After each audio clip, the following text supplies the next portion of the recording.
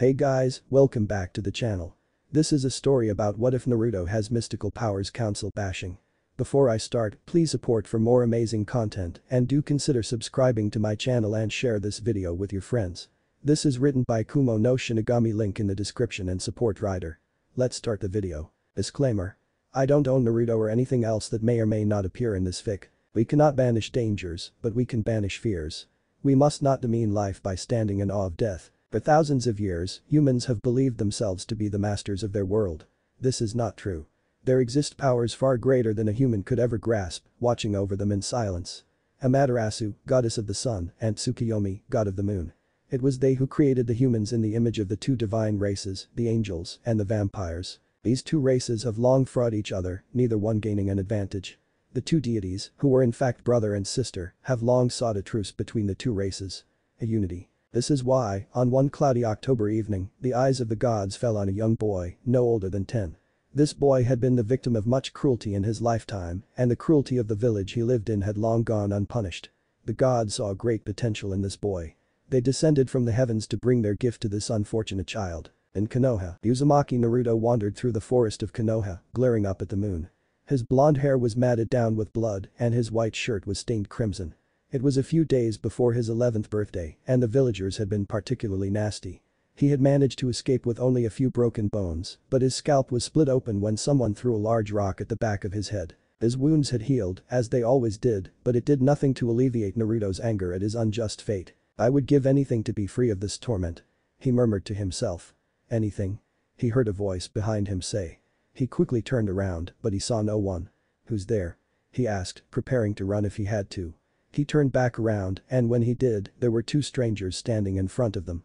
He could feel waves of power coming off of them. The first one, a woman, had long golden hair and was wearing a long white and gold dress.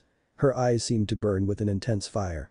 The taller one, a man with silver hair, was obscured by the long black and silver cloak he wore around his whole body.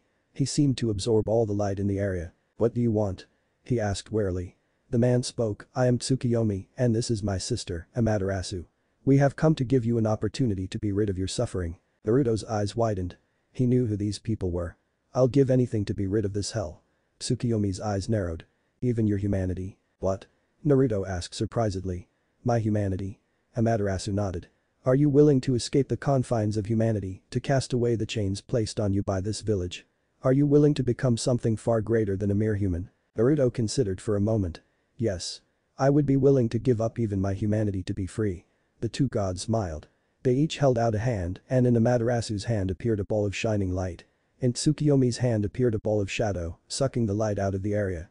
Place your hands on these orbs, child, and take the first step into your freedom. Naruto stepped forward carefully and placed one hand on each of the orbs. The orbs were absorbed into the palm of his hand and his body began to be racked by horrible pain. He felt his bones break and reshape, his muscles tear and reform, and his entire chakra network felt like it was on fire. His hair was changed from blonde to silver, with black streaks. His eye color changed to a deep red. He felt a ripping sensation in his back and soon a large pair of skeletal wings erupted from his back. They were bare of feathers, but soon the shadows began to condense on the wings, forming into black, silver-tipped feathers. For an hour he endured the pain of his body tearing itself apart and reforming. When it ended, he gasped for air. He shakily got to his feet, panting. He looked over at the two gods, only to find them gone. There was a small scroll on the ground where they were standing. Naruto walked over to the scroll and picked it up. Opening it, he read the contents. Naruto, you are the first half-angel, half-vampire hybrid the world has ever seen. You have the strengths of both and the weaknesses of neither. Since you are half-vampire, you will need to feed.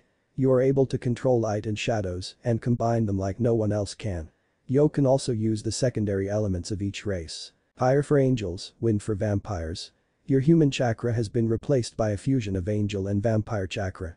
Using the marks on the back of your hands, you will be able to summon angels and vampires to you at any time. You are their leader now. They will obey your orders. Contained in this scroll are weapons that will help you in your battles. Enjoy your new freedom. Looking at the back of his hands, he saw the markings the scroll spoke of. On the back of his left hand was the image of a sun and on his right hand was the image of the moon. He opened the scroll further until he came across a seal. He channeled chakra into it and into his hands appeared a regular-looking katana and a strange device he had never seen before. There was an envelope attached to the sheath of the katana. Naruto opened the envelope and read the letter within. These are very special weapons. They were designed specifically for you. The first weapon is the katana. This weapon has 3 levels. This is the first. The others will be unlocked as you use the weapon. In this first level, just concentrate while running your chakra through it to change it between a katana, a zanbatsu, and a double-ended spear. The next weapon we crafted for you is a weapon that has not been seen in this world for centuries. It is known as a gun, and when you pull the trigger, it launches a small metal projectile at incredible speeds. However, this is not a normal gun. Instead of the normal projectiles known as bullets, this gun fires special bullets that you can imbue with your power. You do not need to worry about ammunition, either. The bullets replicate automatically, giving you an infinite supply. Please note that these weapons do not make you invincible, and you should not rely on them. Be sure to train all of your abilities equally. Naruto nodded, taking that advice to heart. Academy graduation was in 4 years, he would have to train his new powers. He collected his new weapons and vanished into the shadows. 4 years later, it had taken Naruto a few weeks at first to get used to his new body, as well as his powers. He did find that he greatly enjoyed flying, however. He had discovered that his wings were made from some kind of supernatural substance, as they could block even rounds from his gun. The 2 gods had made several visits to him over the years, and each time they had given him tips on how to use his light and darkness powers, as well as his different angelic and vampiric abilities. He had discovered that his light and shadow abilities were most powerful when combined. He had nicknamed the combination Hakumaten, or Twilight Release. It had been revealed that the 2 orbs he had absorbed to trigger his transformation had actually been 2 souls. The soul of an angel and a vampire. The angel's name had been Abaddon. Before his death, he had been the leader of the angels and the strongest angel in history. The vampire's name had been Alucard. The leader of the vampires and the strongest vampire to ever exist. The 2 had killed each other in a massive battle centuries ago. Naruto had been disappointed to learn that he did not have access to the full power of these souls. He had been told that that would come eventually, but not until he truly needed it. He had invented a taijutsu style as well. It was comprised of 2 separate styles, the Black Fist, which focused on quick and brutal offense, and the White Fist, which was more of an aggressive defense. Together, they formed the Grey Fist, Naruto's signature style. While researching Kenjutsu styles, he found that he didn't need one. When it came to Kenjutsu, he was a natural. His ability to adapt to any situation in a Kenjutsu fight was enough already. His appearance had also changed over the years. He stood at about 6 feet even, and his muscles were very well defined, compact to the point of looking like they were carved from stone. His hair, which had straightened out, was long, grown down to the small of his back. He wore only a black baggy pair of pants and a pair of black combat boots. His wings basically made wearing a shirt impossible, so he went without one. On his hip, he wore a holster for his gun. All in all, it was a far cry from the orange-clad knucklehead he had pretended to be for 4 years. He stood on the roof of his apartment, sword in hand, and looked out over the village. "Get ready, Konoha," he said to himself. "I'm about to unleash hell." He melted away into black smoke. The academy. Imi no Iruka looked over his class, ticking off names on his sheet. He came to Naruto's name and frowned. The blonde was never late. He may sleep during class and not pay attention, but he was always on time. As he was about to mark Naruto as late, the door opened. Everybody looked at the door as a stranger in black with silver and black hair and a large pair of wings entered the classroom carrying a sword. "Am I late?" the stranger asked. Iruka's eyes widened as he saw the whisker marks on the stranger's face. "Naruto? What happened to you?" Everybody gasped as they heard that the person in front of them was Naruto. Naruto replied to Iruka, "The orange-wearing loser you saw before was not me. That was just who I was pretending to be." Iruka shook his head. What I meant was, why do you have wings?" Naruto looked at him, trying to decide what to tell him. Eventually he decided to just fuck it and go with the truth. "I'm half angel, half vampire. No human," he said to the surprise of the class. After all, what the hell were they gonna do about it? The pink-haired girl sitting next to Sasuke stood up and shouted, "Yeah right, Naruto Baka. You're probably just using a henge. Stop trying to look cool and sit down." Naruto glared at her. "Haruno, the only thing that makes me sicker than my pretending to have a crush on you for the past 4 years is the fact that someone like you would actually be considered qualified to be a kunoichi. Now, either you shut your mouth or I will gladly shut it for you." The class gaped at the way Naruto spoke to Sakura. They all started to whisper amongst themselves. Seeing no other place to sit, Naruto took the empty seat next to Hinata, who was blushing furiously. Iruka called for the class to settle down, and when they all quieted down, his assistant Mizuki passed out their tests. "This is the first portion of the graduation exam. You have half an hour. Begin." The class began to write down their answers, but Naruto noticed that his paper had a genjutsu over it. Deciding to fuck with whoever put it there, he discreetly cancelled it and proceeded to write down the correct answers. At the end of the half hour, he turned his paper in with the rest of the class and they all went outside. Iruka spoke up, the next portion of the exam is shuriken and kunai throwing. You will be given 10 of each and you will throw them at the targets. Eventually they got to Naruto.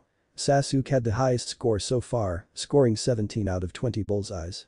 Naruto accepted his kunai and shuriken and launched them all at the targets. The kunai hit first, each one scoring a bullseye. Then the shuriken followed, splitting each kunai straight down the middle and embedding firmly in the targets. Iruka whistled. Great job, Naruto. You scored highest on this portion. They all walked over to the Taijutsu field. Iruka said, it's time for the Taijutsu portion. You will select who you want to fight against and fight in a straight Taijutsu match, no weapons, no jutsu. After several matches, Sasuke was called. Alright, Sasuke, who do you want to fight? He replied, Naruto. Naruto faced him and the two got into fighting stances. Sasuke was using the basic academy stance, but Naruto was using a stance none of them had seen before. Sasuke rushed at Naruto, sending a kick at his gut, but Naruto blocked it and returned it with a punch to the face. Sasuke was sent back a few feet by the punch, but landed on his feet. He spat out some blood and rushed back at Naruto, who came at him as well. Sasuke jumped in the air, attempting to kick Naruto in the head, but Naruto ducked and punched upwards, hitting Sasuke in the nuts. Sasuke fell gracelessly to the ground, clutching himself. His groans of pain were enough to let Iruka know he wasn't getting back up. Winner, Naruto.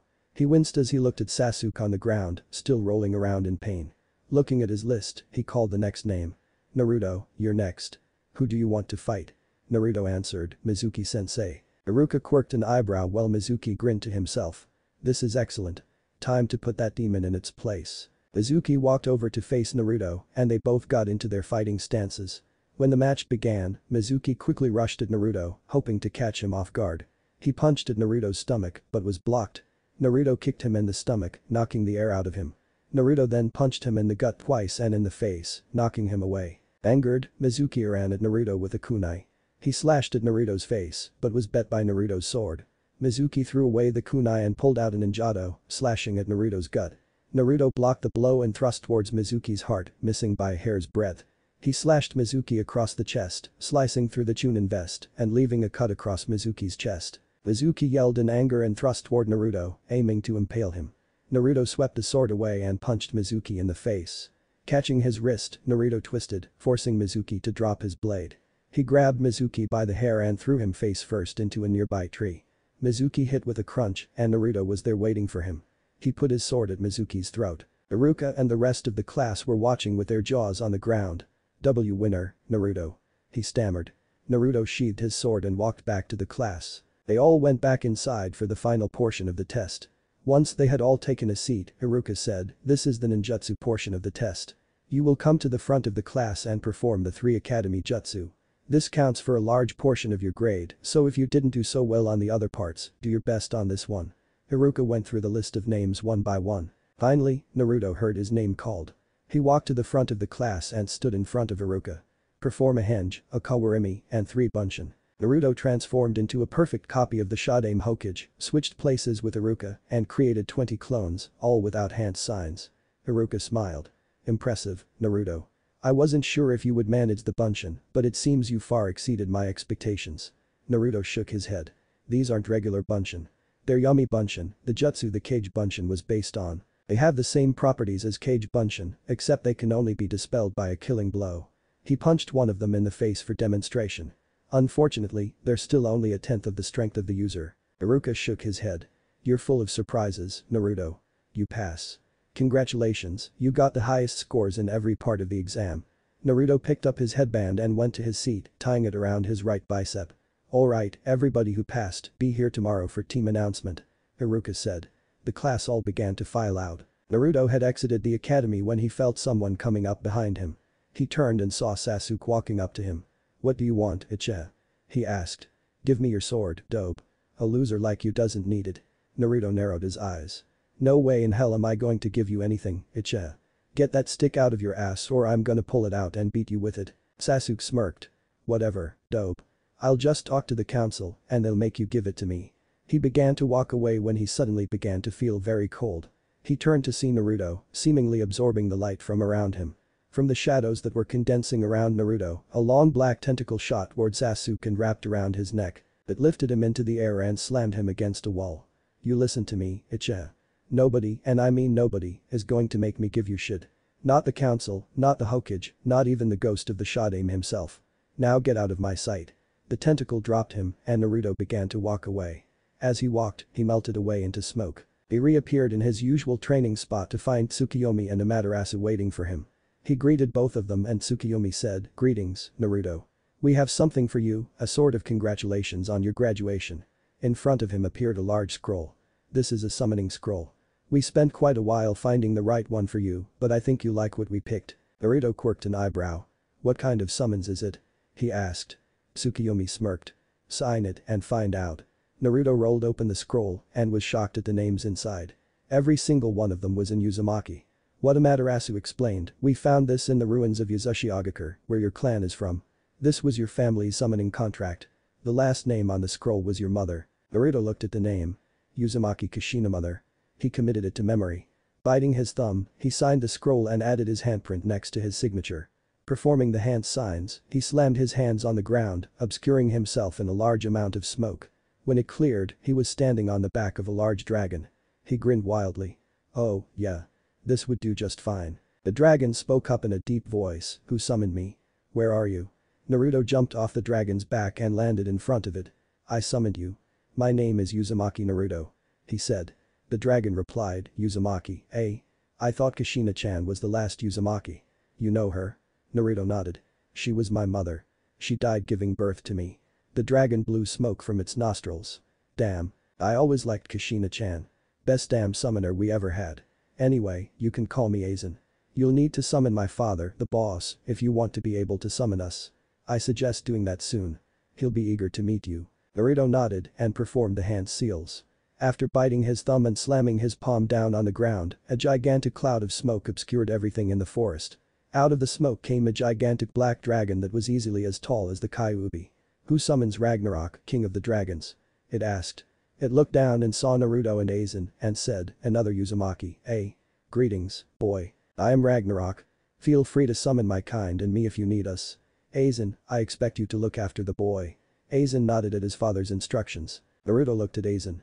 "What did he mean by look after him?" Naruto asked. Aizen answered, "It means I'm your familiar. I'm supposed to stay with you, help you fight, that kind of stuff." Naruto quirked an eyebrow. "I think people might object to me bringing a large dragon into the village." Aizen snorted.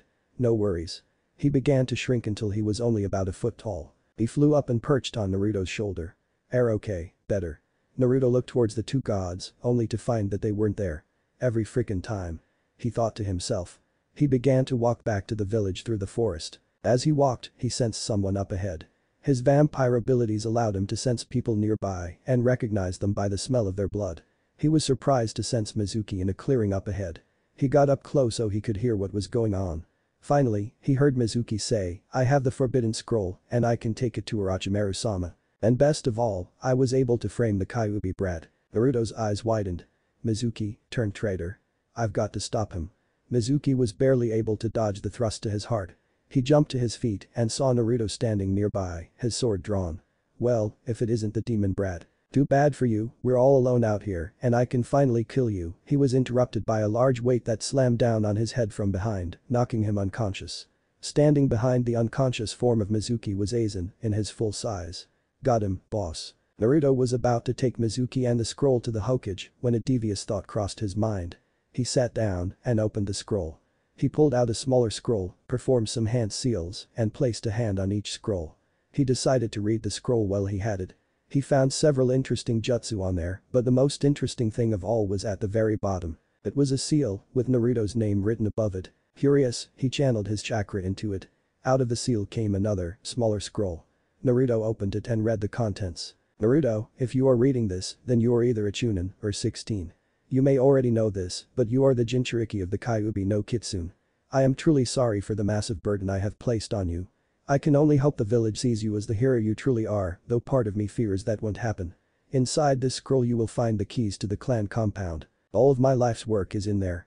I leave it to you. I have to go now. The beast draws near. Please know, if there were any other way, I would gladly take it. All I can do is thank you for the sacrifice you didn't choose to make. Goodbye, my son. Your father, Namikaze Minato, Yondaime Hokage. Naruto read and reread the scroll over and over, so many times he thought his eyes would start to bleed. He realized what this meant. The Hokage, the one person in the village Naruto trusted, had lied to him his whole life. Sarutobi. He roared. He grabbed Mizuki and the forbidden scroll and flew up into the air, Aizen following. Hokage's office. Sarutobi was sitting at his desk doing paperwork when suddenly his window was smashed by someone being tossed through it. The person landed on Sarutobi's desk and he saw that it was Mizuki with the forbidden scroll attached to him. Looking out the window, he saw someone who he barely recognized. Naruto? He asked disbelievingly. What the hell is going on? What happened to you, and Mizuki for that matter? Naruto just glared at him, his eyes glowing with a silver light. I saw the letter, Sarutobi. There will be consequences for lying to me. The blonde just flew higher into the air and vanished in a burst of speed. Sarutobi sighed. I knew this whole thing would come back to bite me. He turned to Mizuki, glaring at the unconscious man. Now, to deal with you. Ibiki, it's your lucky day. Sarutobi chuckled evilly to himself. Namikaze clan compound. Naruto was flying above his clan compound, marveling at the size of it. It was even larger than the Uchiha district. Aizen, who was flying next to him, whistled in appreciation. Which is weird, seeing as he was a dragon. Damn, boss. You own all of this? Naruto nodded. That's right. You know, part of me is so angry with my father, I'm tempted to just burn this place to the ground. But honestly, I can't be mad at him. I would have made the same decision in his place. I try to deny that, tell myself I would have found another way, but I know that isn't true. Oh well. Naruto began to dive straight down, closing his eyes. He fell for hundreds of feet and just before he hit the ground, he flipped over and flared his wings, breaking his fall. He landed on the ground in a crouch. He looked up and saw that he was in front of the house of the clan head. He smirked to himself. Heh, so this is my house. Nice. It was a large 3-story house in the center of the compound. He went inside and saw that it was nicely furnished. He sent out 10 Yami Bunshin to explore the house and he liked what he found. There were several bedrooms, bathrooms, a master bedroom, a master bathroom, storage rooms, spare rooms, an attic, a room that would have been Naruto's room, and the basement, which extended far beyond the house. It was the clan library, as well as Minato's private workshop. All of the Namikaze techniques were down there, as well as the jutsu invented by the Yondaime. Naruto had no use for the Hiraishin, already being able to teleport, but he was interested in the Rasengan. He sent a few Yami Bunshin to study the scroll in practice. Eventually, he just ended up sitting on the black leather couch, watching TV. Since didn't need to sleep, an effect of his vampirism, he had little to do during the night. Finding nothing good to watch, he sent out clones to explore the rest of the compound. The compound contained over 50 houses, 10 dojos, a grocery store, 2 clothing stores, a ninja supply store, and a large warehouse full of weapons. There was also a large training area behind the compound, a huge clearing in the forest that was perfect for its intended use. Naruto was glad for the isolation of the training ground. Getting up off his couch, he left the house and decided to just train for the rest of the night. When they left the house, Aizen was happy to grow back to his full size. At his full height, he stood about 30 feet tall and twice as long. Ah. That form is so constraining. He shouted, stretching his muscles out. Naruto chuckled. You know what, from now on I think it would be best if you only took that form when you needed to come inside or sneak up on an enemy. Besides, if we're luck, some of the villagers might actually piss themselves. They both laughed at that. They both took off into the air, heading for the training ground. The next day, Naruto and Aizen had trained through most of the night, sparring with each other, along with many other creative forms of training. Naruto put his supernatural strength to the test by bench pressing Aizen, who was complaining the entire time. After a while, they got bored and started playing checkers. Naruto won, 5-3. Naruto was now heading towards the academy. He had decided to take the scenic route as he called it, heading straight down the main roads of Konoha, riding on Aizen's back. He smirked, seeing the looks of fear on the villagers' faces. Eventually, they got to the academy and Aizen shrunk down, landing on Naruto's shoulder. He entered the classroom, people turning to look at him as he took a seat in the back of the class. Haruka looked at him before clearing his throat and saying, Naruto, no pets in class. Naruto rolled his eyes. Then why is Akamaru allowed to bring Kiba? The class erupted in laughter at his joke, while Kiba just glared. Naruto continued, and what about Sasuke? Everyone can plainly see the duck sitting on his head. The class began to laugh even harder, and even Haruka let out a few chuckles. Sasuke and Kiba were both glaring at Naruto. Once everyone quieted down, Naruto said, anyways, Aizen isn't a pet, he's one of my summons. Haruka quirked an eyebrow. Alright. Let's get on with team assignments, shall we? Let's see Team 1 Naruto tuned out while Iruka called the names of the squads and their senseis. Team 7, Uzumaki Naruto. Naruto perked up at the mention of his name. Haruno Sakura and Uchiha Sasuke. Sakura was about to complain, but she was interrupted by a loud crack. Everybody looked to the source of the noise to see that Naruto had put his head through his desk. They all sweat dropped. Iruka continued, your sensei is Hada Kakashi. Team 80 was interrupted by the door opening, revealing a man with spiky silver hair, a face mask, and his hit eye covering his left eye. Sorry I'm late. Iruka looked at him strangely. Kakashi, you're actually early. Kakashi looked confused. Wasn't team assignment supposed to be at 5 in the morning? Iruka rolled his eyes. No, it was at 8 in the morning, right now. Damn that old man. He lied to me. Kakashi shouted. Oh, well. Team 7, meet me on the rooftop. Sakura and Sasuke started to walk out the door while Naruto just melted into smoke. Naruto reappeared to find Kakashi waiting. Sakura and Sasuke appeared a moment later, looking winded. Kakashi looked at them and said, now that everybody is here, we can begin. I want you all to introduce yourselves. Sakura said, Sensei, shouldn't you go first to show us how it's done? Kakashi rolled his eye. Very well. My name is Hada Kakashi. I like a few things. I dislike a few things. I have some hobbies. Never really thought about dreams for the future. See? Easy. Now you, Pinky. Sakura glared at the nickname. My name is Haruno Sakura. I like Sasuke-kun, reading, and brushing my hair. I dislike Naruto Baka, Ino Pig, and anybody who tries to steal Sasuke-kun. My hobbies are the same as my likes. My dream for the future. She began to giggle and blush while looking at Sasuke. Kakashi looked at Sasuke. Your turn, sunshine. Sasuke said, my name is Uchiha Sasuke. I don't really like anything. I dislike a lot of things. I don't have any hobbies besides training. I don't have a dream, but an ambition. To kill a certain man and rebuild my clan. Sakura swooned over Sasuke while Naruto and Kakashi just rolled their eyes. Kakashi turned to Naruto. You're next. Naruto replied, my name is Uzumaki Naruto. I like angels, vampires, dragons, training, weapons, fighting, anything that has to do with my family, and Uchiha Itachi. As far as I'm concerned, he did the world a favor. I dislike most of the civilians in the village, a few of the shinobi, rapists, and evil people in general. My hobbies are training, reading, and playing pranks. My dream for the future is none of your business. Kakashi quirked an eyebrow at Naruto's introduction while Sasuke seethed in anger. Sakura was wondering who Itachi was. Kakashi spoke, well then, I want all of you to come to training ground 7 tomorrow morning at 7 for our test. Sakura looked at him in confusion. What test, sensei? Kakashi's visible eye curled into an upside-down U. Why, the test to see which of you will become genin, of course. He said cheerfully. Sakura just looked even more confused. But sensei, we already took the genin exam. Kakashi shook his head. That was just to see who had the potential to become a genin. Well anyway, be at the training ground at 7. Oh, and don't eat breakfast, or you'll vomit. He gave them all another eye smile and vanished. The next day, after the meeting on the rooftop, Naruto had gone home, trying to find various ways to amuse himself until morning. He had made a point to eat a large breakfast. He walked to training ground 7, around 10, Aizen following behind in his full form. He spotted his 2 teammates up ahead, leaning against a tree. Sakura glared at him as he approached. You're late, Baka. Sensei's gonna be angry with you. Naruto rolled his eyes. Sakura, if he were already here, then I'd be late. But he's not, so shut it. Sakura was about to yell at him, but stopped as she saw Kakashi walking up to them. You're late. She yelled. Kakashi just smiled and said, sorry, I was helping an old lady out of a tree.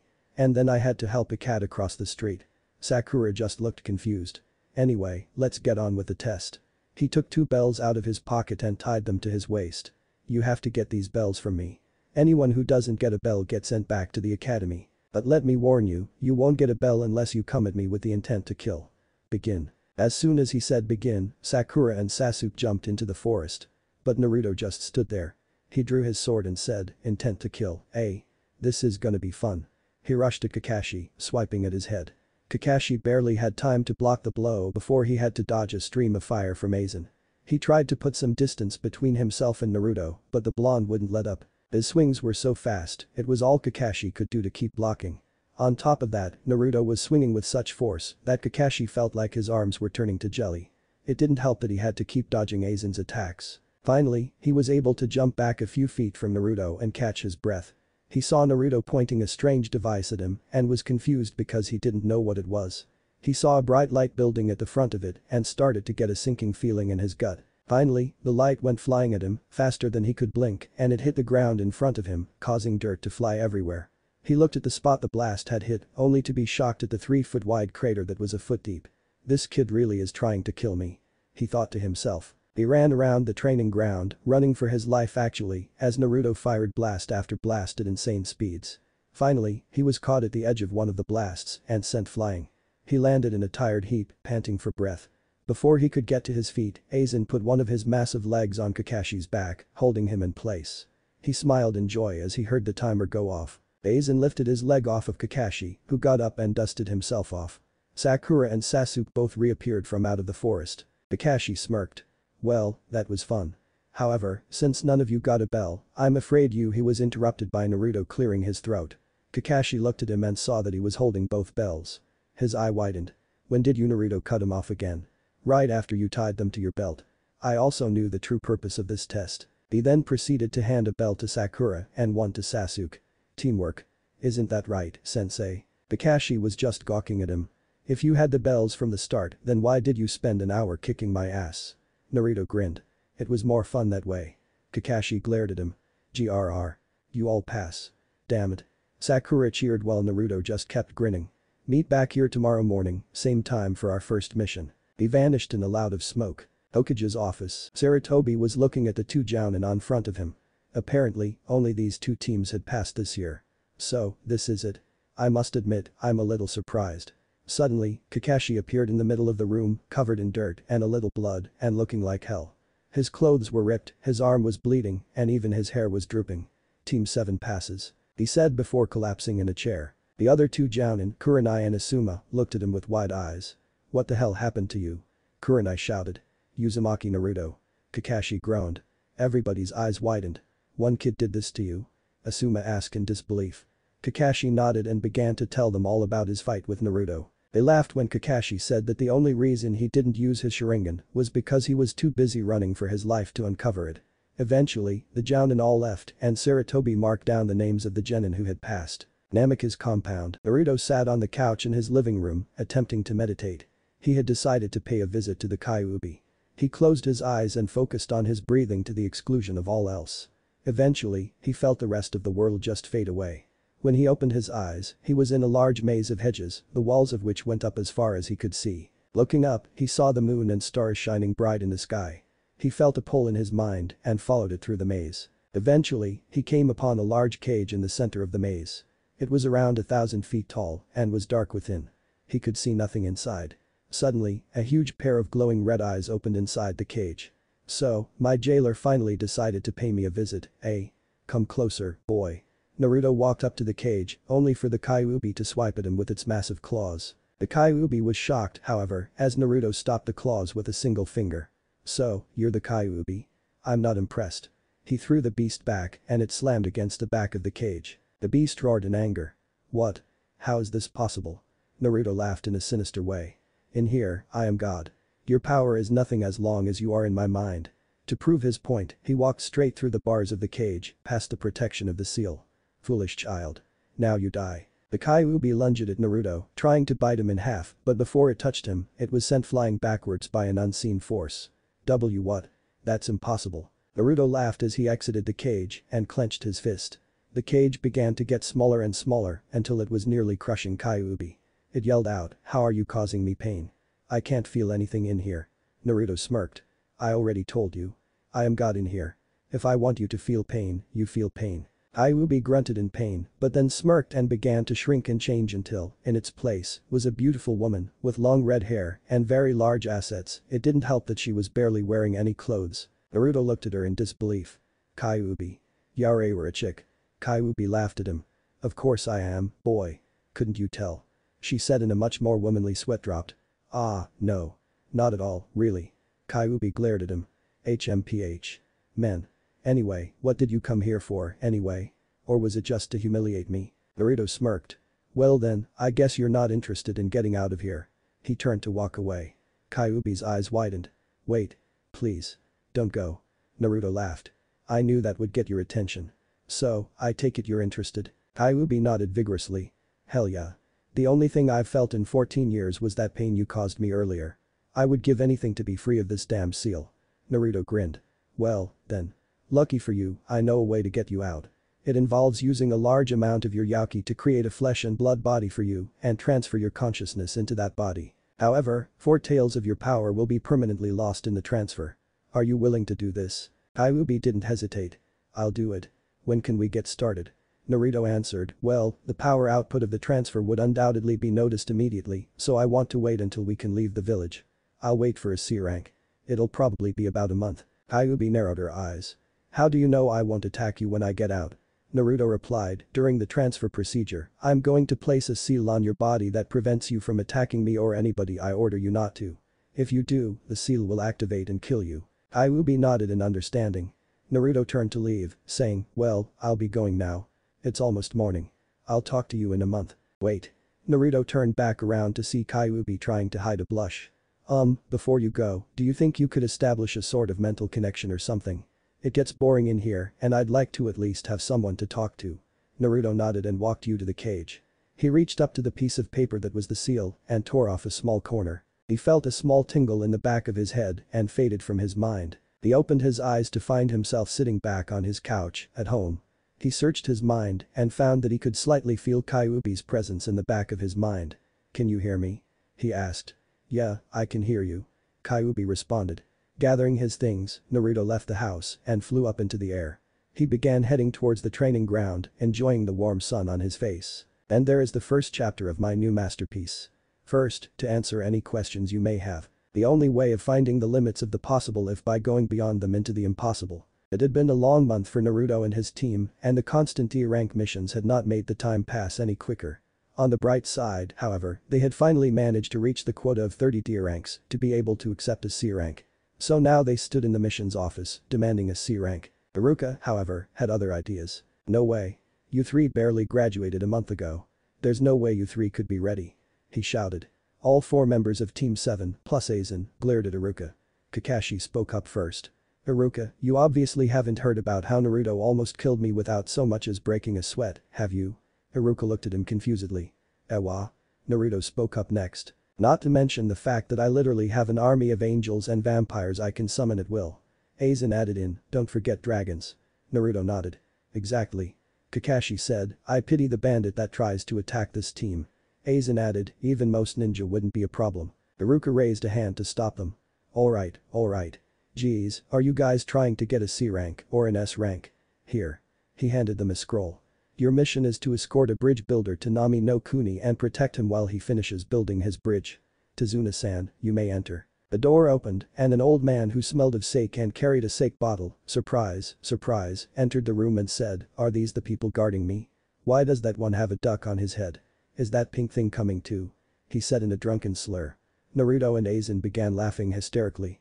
Sasuke said, "I swear to God, if one more person says that." Naruto grinned and said, "I like this old geezer." Tazuna left to get his stuff and the genin were instructed to meet back at the gate in an hour. An hour and a half later and Kakashi still hadn't shown up. Sakura, of course, hadn't stopped complaining. Naruto had started talking to Kyuubi to block out Sakura's voice. Over the past month Naruto and Kyuubi had become friends. Most nights, Naruto would retreat into his mindscape and hang out with Kyuubi. Inside his mind, they did all sorts of things. Basketball, soccer, hockey, you name it. If it was competitive, they would play. One thing Naruto had learned about Kyuubi. She was a shameless flirt. One night, she had suggested they play strip poker. When Naruto pointed out that she was barely wearing anything as it was, she just winked. Naruto's blush took an hour to fade. Occasionally, however, Naruto would catch her staring at him while blushing out of the corner of his eye. He wondered why. "Hey Kyu.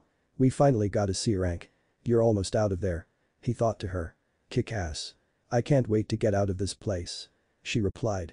"So, have you thought about what you want to do once you get out?" Naruto asked. Not exactly, no. But I'll think of something." Back outside his mind, Naruto noticed Kakashi strolling up, his nose buried in his book. "Yo." He greeted casually.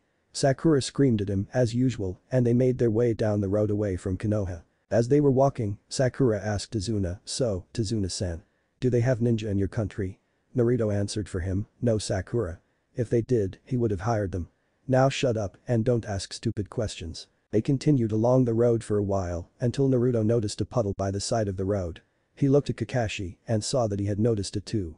As they neared the puddle, Naruto quickly drew his sword and stabbed the puddle. Out of it came two men wearing gauntlets that were attached by a chain of shuriken.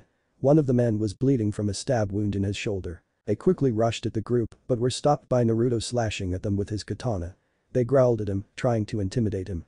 Naruto just pulled out his gun, shooting the injured one in the heart and killing him. The other one released the chain from his gauntlet and rushed at Naruto, shouting, "I'll kill you for that." The man jumped up in the air, trying to slash at Naruto from above, but this was what Naruto was waiting for.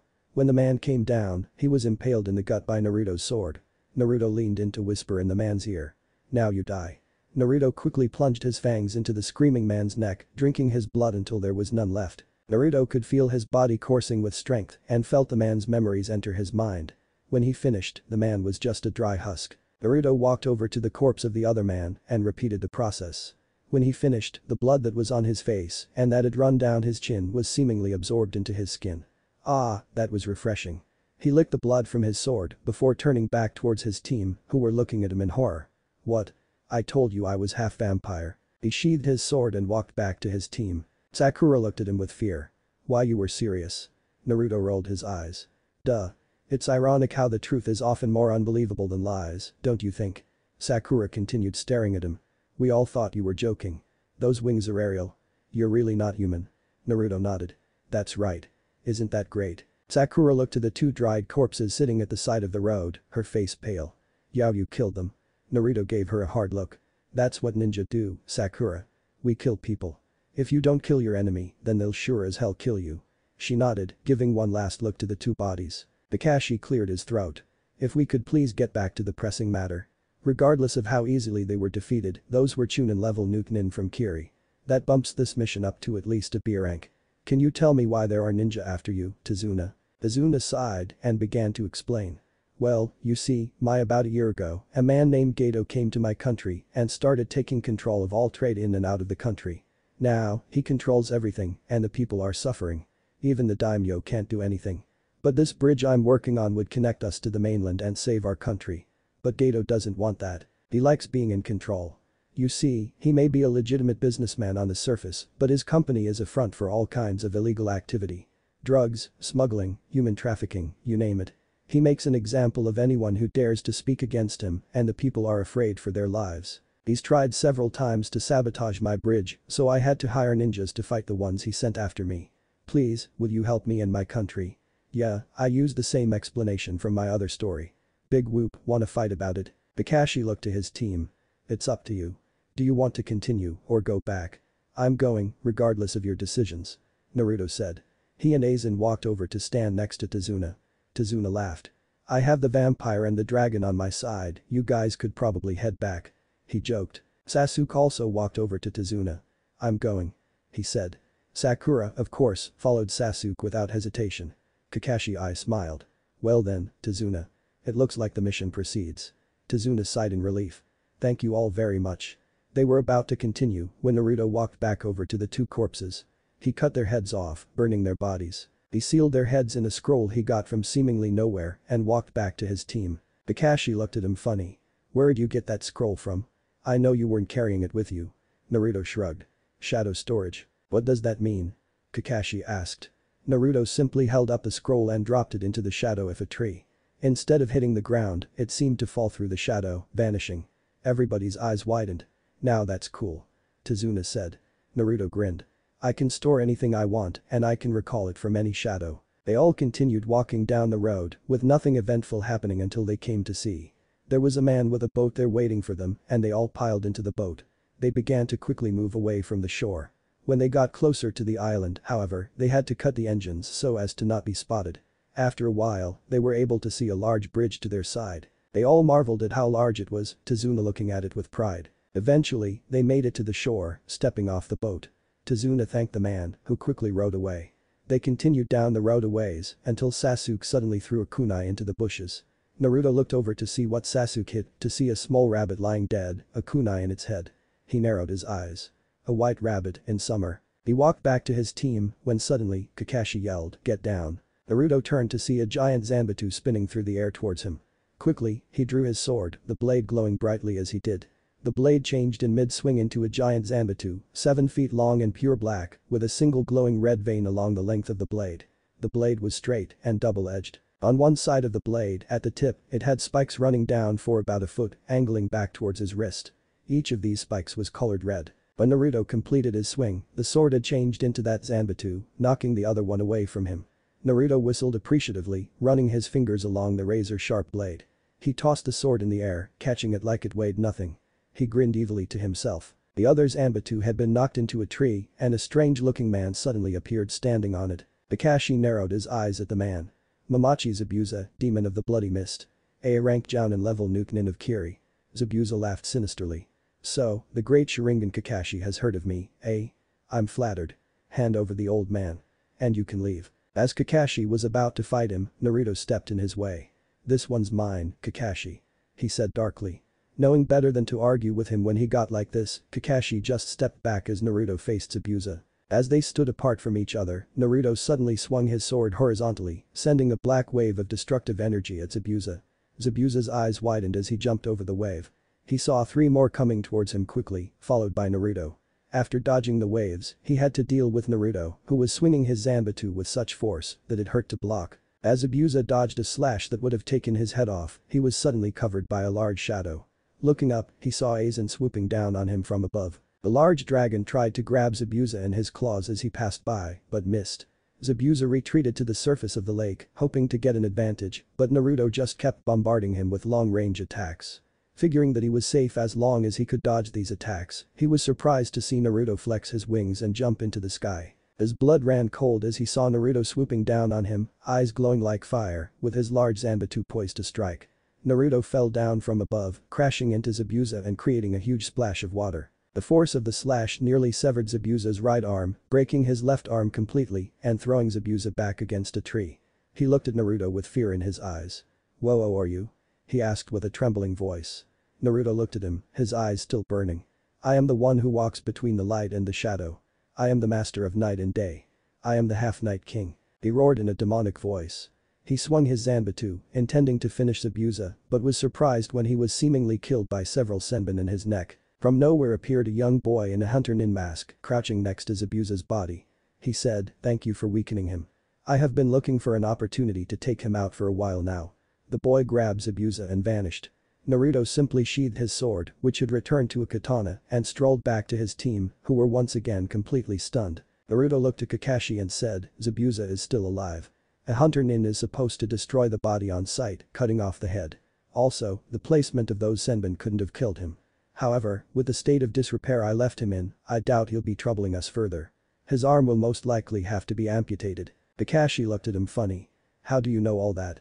Naruto rolled his eyes. "I do a lot of reading. Yami Bunshin are very useful in gathering information." Kakashi just nodded, not really knowing what that meant. They looked at Tazuna, and Kakashi asked, "Is your home near here?" Tazuna nodded. "Yeah, just down the road," he replied.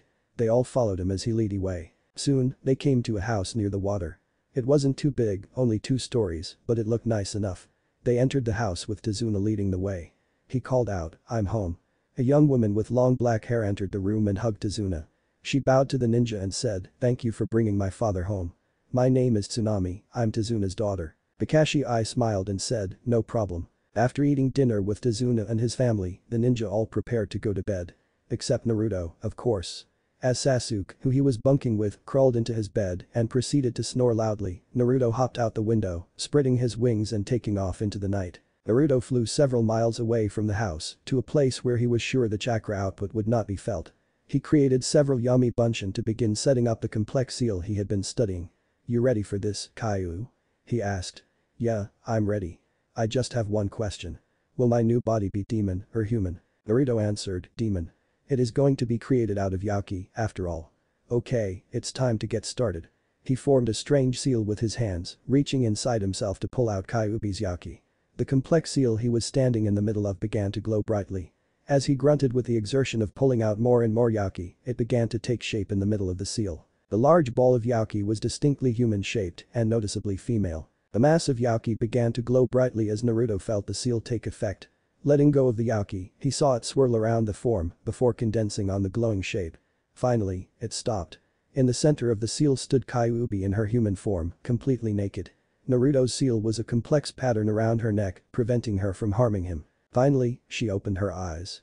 Naruto suddenly felt himself get tackled by Kyuubi, who was sobbing into his chest, thanking him over and over. He grabbed him by the head and kissed him on the lips, her tongue diving eagerly into his mouth. They lay on the grass for a while, making out, before Kyuubi finally released him. She got to her feet, forming clothes out of her yaki. She wore a black t-shirt with a red flame on the front, stretched tight against her chest. Her pants were baggy and black like Naruto's.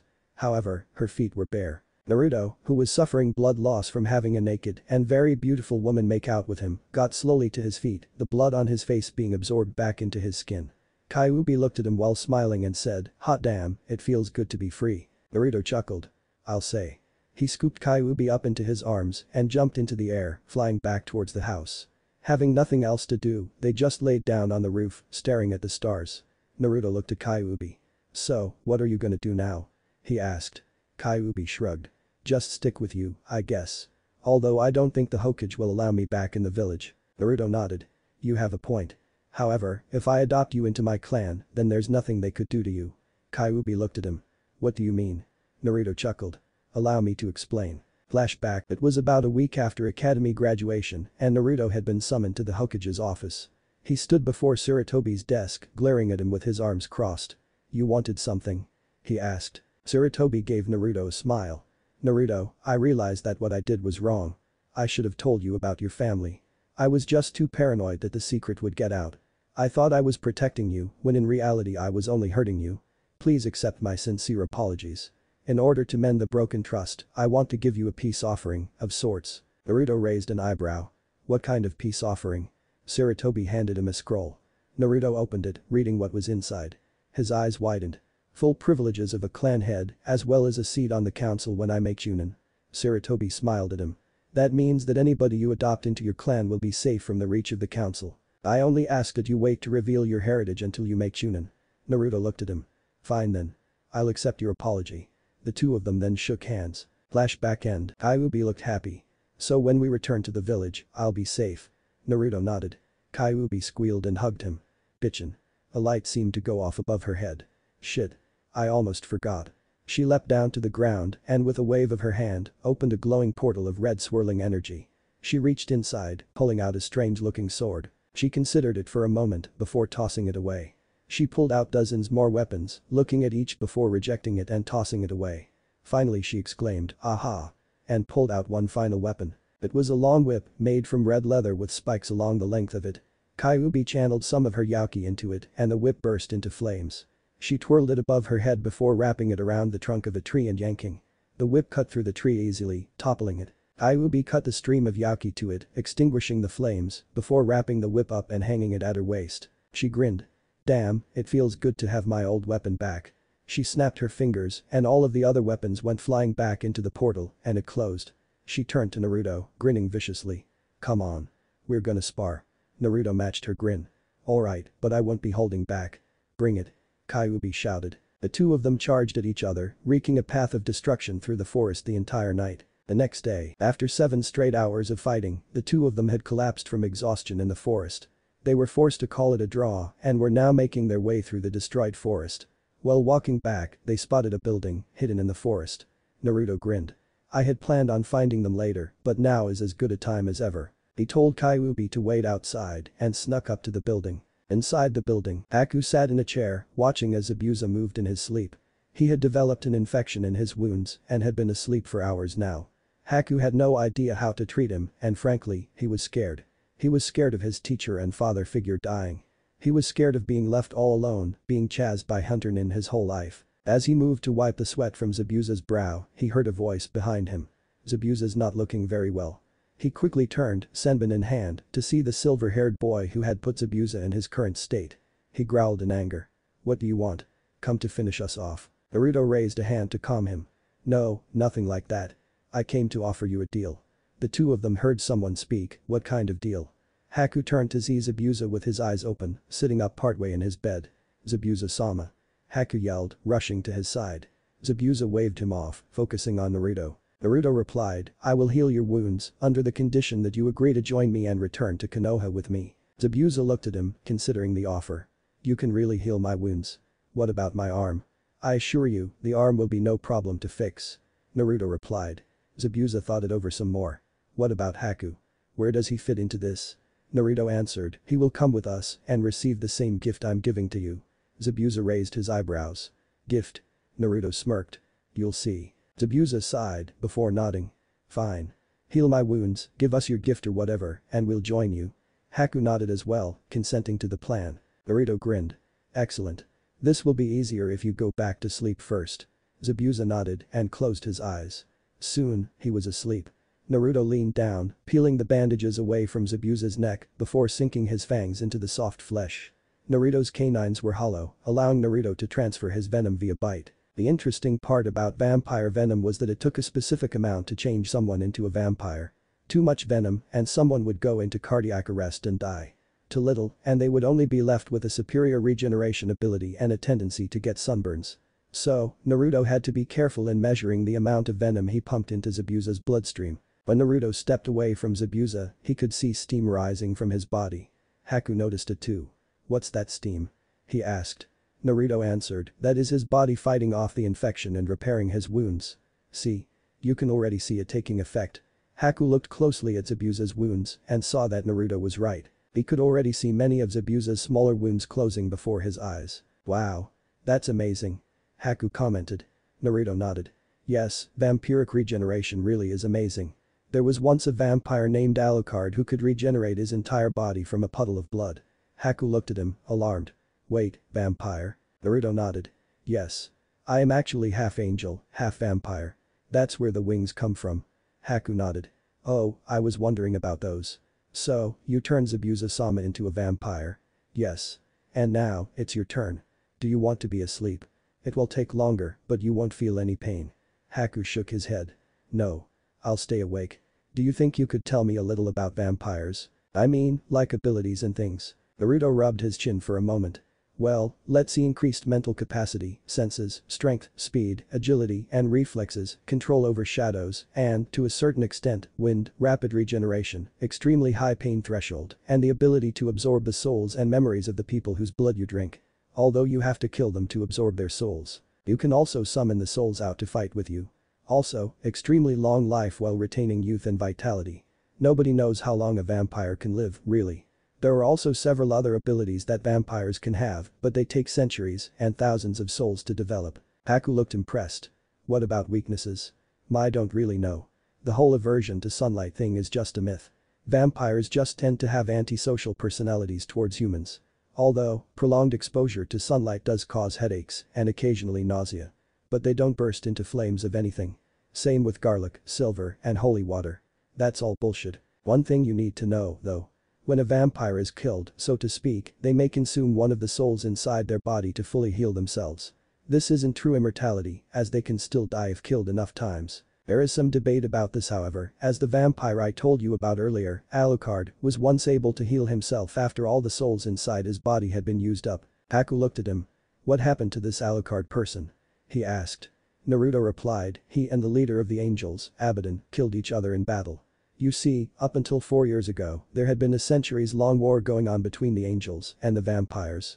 The war was ended and a truce formed due to the creation of a hybrid of the two races, which was me. The souls of both Abaddon and Alucard were absorbed into my own, giving me their power, which I have not yet fully unlocked. It seems oddly poetic, the strongest vampire in history and the strongest angel in history, killing each other in battle, only to be joined together to create me, bringing peace. Haku nodded in agreement. So, what kind of angelic abilities do you have? He questioned. Well, flight, obviously. Control over light and fire to a smaller extent, the ability to heal others, and the ability to judge someone's soul at death, absolving them of their sins or condemning them. We also can tell how long someone has to live. I have also heard that Abaddon performed some incredible miracles in his life.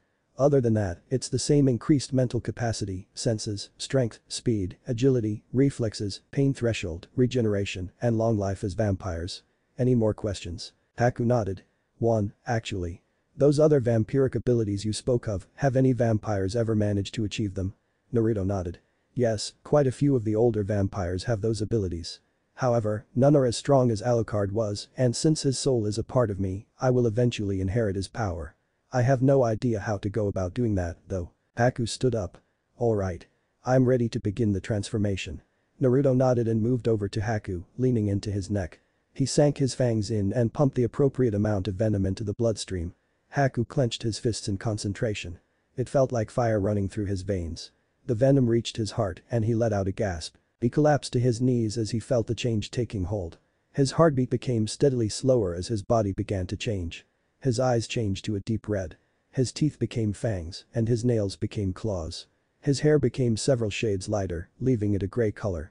His skin became pale and his muscles became more dense and compacted. As the change completed, Haku felt his heartbeat one last time before stopping forever. He slowly got to his feet, taking in his surroundings with his new senses.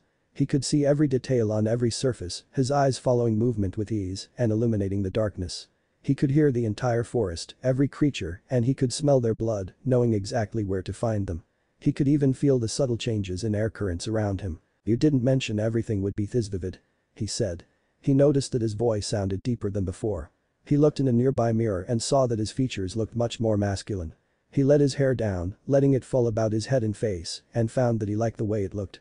It was a little longer than shoulder length and was a few shades lighter than black. He removed his feminine-looking clothing, creating new clothing from the shadows. He now wore pants and boots like Naruto, but with a deep red vest, left open to show his muscles. He created a pair of gauntlets that protected his forearms and hands, but left his fingers and palms uncovered. They also had slots for senbon on them. All in all, he looked completely different. "Much better," he said with a smirk. He turned to Naruto. "How do I look?" he asked. Naruto grinned. "Vampiric. Also, less like a chick." They heard a groaning sound from beside them and turned to see Zabuza sitting up. He had gone through similar physical changes to Haku. He had the same eye color as Haku, but his hair had stayed black. It had grown a little longer, though. He stood up, taking in his surroundings with his new senses. He looked at Haku, his eyes widening. "Haku. What the hell happened to you?" He looked in the mirror. "And to me, for that matter." Haku explained to Zabuza everything that Naruto had told him, and when he finished, Zabuza was impressed.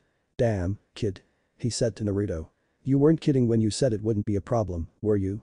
Judging by the light, it's been like, what, 40 minutes? Zabuza picked up his Zanbatsu and twirled it around, marveling at how light it was to him now. Naruto got a sinking feeling in his gut. He had forgotten about Kyuubi. He leaned his head out the window, signaling to Kyuubi that she could come inside. She entered the house, glaring at Naruto. "What the hell were you thinking, leaving me out there for so long?"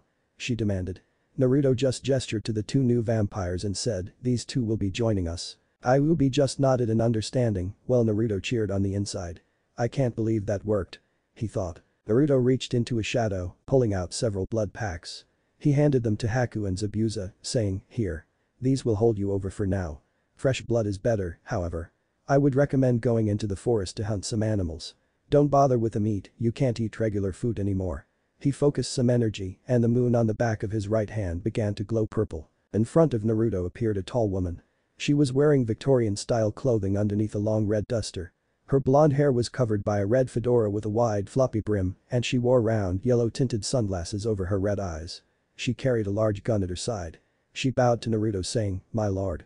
How may I serve you?" Naruto replied, "Hello Saraz. I need you to watch over these two newborns for the next week and help them get used to their new abilities. I trust you are up to the task." Saraz nodded, saying, "Of course, my lord." Naruto bid them all farewell and melted away into smoke with Kyuubi. Back at Tazuna's house, Kakashi, Sakura and Sasuke were eating breakfast and wondering where Naruto had gone off to when he and a girl suddenly appeared in the room. Kakashi looked at Kyuubi.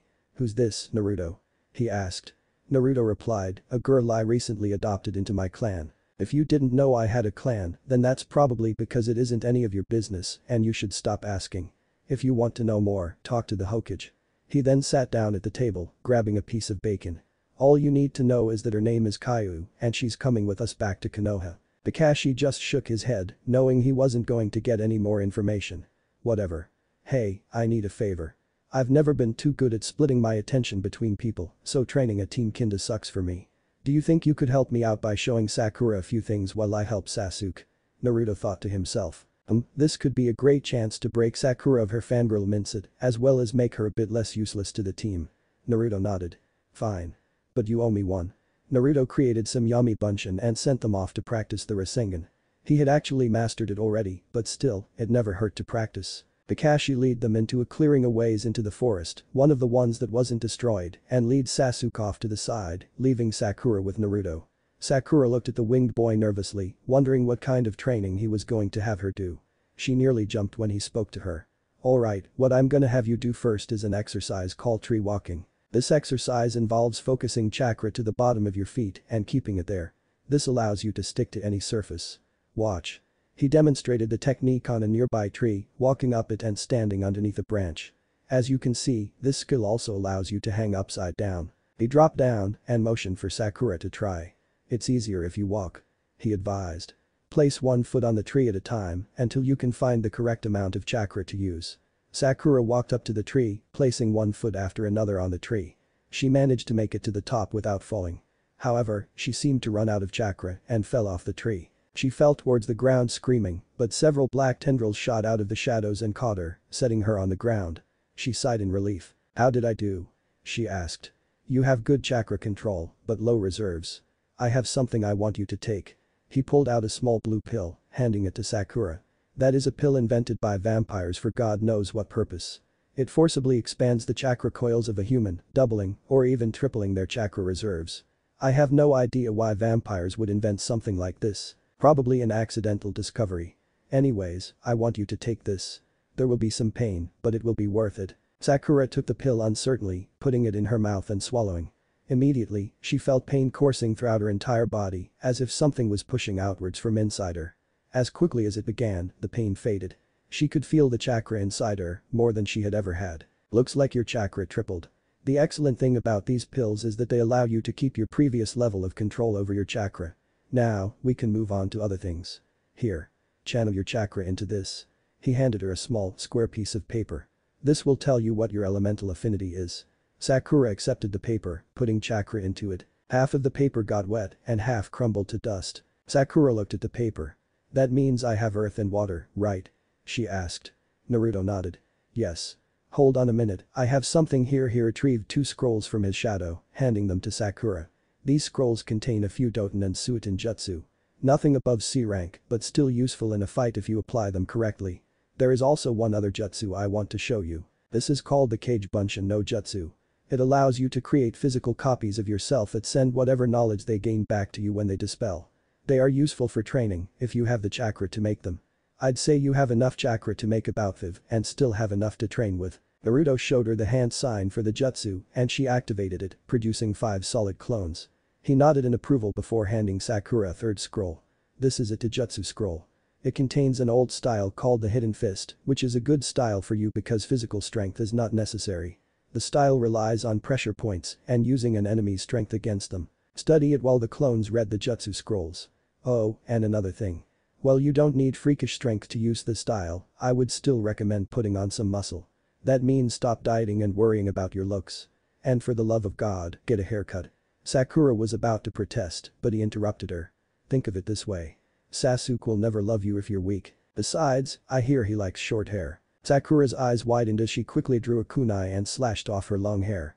She and her clones quickly opened the scrolls and began reading. After reading about the Taijutsu style, she quickly began practicing the basic stances while her clones pored over the jutsu scrolls. Naruto's sweat dropped. Not exactly what I was expecting, but oh well. He shrugged and went to check on his Yami Bunshin, wondering what Sasuke was being taught. Meanwhile, with Sasuke fell off of the tree for what had to be the 100th time. He kicked at it in frustration. "Fucking tree," he yelled. As he kicked it, a branch fell off of the tree, hitting him in the head. I've said it once, and I'll say it again. I love writing this story. I felt like I packed too much stuff into the last chapter, so I tried to slow it down in this one. I know it seems like Naruto let Kyuubi off easy by letting her out, but he felt it was smarter to have a powerful ally than to have an enemy stuck in his gut. Chapter 3, coming soon. Keep those reviews rolling. Don't fear the Reaper. Kumo no Shinigami. Man is not made for defeat. A man can be destroyed, but not defeated. It had been 6 days since Team 7 had arrived in Nami no Kuni, and they had been very busy. Between guarding Tazuna, they had all focused on training. After Sasuke finished the tree walking exercise, he retreated to simply practicing his clan's Kaiten jutsu and trying to spy on Naruto, the latter of which he always failed at. Under Naruto's tutelage, Sakura had progressed far. At least, compared to her previous level of strength. She had managed to learn several of the jutsu on the scrolls she had been given, although she was far from mastering them. She was managing well in the Taijutsu department as well, thanks to the twice-daily spars with Naruto. She had yet to land a hit on him, but she was getting better at reading the moves of her opponents and waiting for them to strike before counter-attacking. Naruto had suggested that she use Senbon in conjunction with her Taijutsu, and she had seemed interested. He had given her a pair of gauntlets in the style he had seen Haku make for himself, only Sakura's had small, half-inch spikes on the knuckles. Naruto had given her a medical textbook to study so she could learn the pressure points. She had poured over that quickly, although she had yet to apply the knowledge in battle. All in all, Naruto could honestly say that she was now genin level. Naruto's own training had progressed somewhat further as well. While testing an idea he had for a variation of the Rasengan, the ball of compressed chakra exploded violently outwards, blowing his right hand to pieces and covering his body in burns. He absorbed one of the souls inside him, healing his wounds, but found that he felt a bit lightheaded afterwards, with a bit of a migraine. He grinned, knowing what this meant. He had gained access to a bit more of Alucard's vampiric power. He looked towards a small boulder in the clearing he was in. Following his instincts, he reached out with his mind, lifting the boulder into the air. His grin grew wider. Using his new telekinesis, he hurled the boulder away from him, testing how far he could throw it. It sailed far above the treetops, out of his line of sight. He had trained with that ability, creating Yami Bunshin to throw all manner of projectiles at him, attempting to stop them with his mind. He found he could not stop jutsu, however, or weapons charged with chakra. He frowned. He was glad that he was getting stronger, but he liked a little challenge in his battles, something he was having trouble finding lately. He took great pleasure in his spars with Kyuubi, since she always provided a challenge for him. Aside from those things, he had taken the time to become more familiar with the dragons. He learned the different types of dragons, their abilities, and he knew at least half of the dragon clan by name now. He had become very popular with them since he had taken the time to get to know them, unlike some summoners they had had in the past who just used them for battle. Naruto had also caught Izuna's grandson Inari following him around several times, giving him strange looks. Naruto growled as he thought about the first time Inari had spoken to any of Team 7. Flashback: Team 7 was sitting with Izuna's family, eating dinner, when suddenly, Inari threw down his silverware, shouting, "I can't take it anymore. Why do you all train so hard? Gato's just going to kill you. You can't stand up to him. Everybody who does gets killed." Naruto looked at the boy with a glare. "There is nothing that Gato can do to us. All he is a coward hiding behind his money and his thugs. Make no mistake, I will kill Gato. He will pay for his sins. You may have had a difficult life, but that does not give you the right to judge us, or anyone else for that matter." Inari just stood up and shouted, "What do you know about having a difficult life? You've lived in a big village your whole life, safe and happy. You know nothing of pain." The room suddenly began to feel very cold. The lights began to dim, and the shadows began to swirl around Naruto's form. Naruto spoke in a demonic voice, "I know nothing of pain. Up until 4 years ago, my life was nothing but pain. Unless you count 381 attempted assassinations by the age of 4 safe and happy. Or perhaps, the constant beatings, insults, stealing and destroying what little possessions I had. Do you think those made me feel safe and happy? Do you?" Inari frantically shook his head, eyes wide while he tried to cower in his chair. Naruto stormed out of the house, wreaking a path of destruction through the forest for the rest of the night. Flashback end. Naruto brought his mind back to the present moment, finding himself outside of Zabuza and Haku's hideout. Tomorrow was the date Izuna's bridge was due to be completed and he wanted to go over the plan for tomorrow. Basically, Team 7 would show up at the bridge, Haku and Zabuza would be waiting there, and then presumably Gato would show up to betray them, most likely with an army of mercenaries. They would then kill the mercenaries and Gato, and everybody would go home happy. Naruto knocked on the door before pushing it open and entering. Zabuza and Haku were each maintaining a ball of shadows in their hands, while Saraz observed. When Saraz saw Naruto, she stood and bowed. "My lord. These two have made much progress in their abilities. They have both mastered shadow manipulation and have gotten used to their new bodies." Naruto nodded at her, saying, "Good job, Saraz. You are dismissed." Saraz bowed once more before vanishing into the shadows. Haku looked at the place where she vanished. "Who was she?" he asked. "She didn't really say anything to us except during training. Saraz is my second in command in charge of the vampires. She and Alucard were close and she has been a bit distant since he died, or so I'm told. Her counterpart, Uriel, is my second in command of the angels. It's the same way for her, too. Uriel was very loyal to Abaddon and was upset by his death." Naruto explained. Haku asked, "How close were Saraz and Alucard?" Naruto replied, "She was his wife. Anyways, I came here to go over the plan for tomorrow." He relayed the plan to Zabuza and Haku, who both agreed to it. Finishing that, he left, telling them he'd see them tomorrow. He jumped into the air, flying back to Izuna's house. He saw Aizen flying through the air near him and flew over.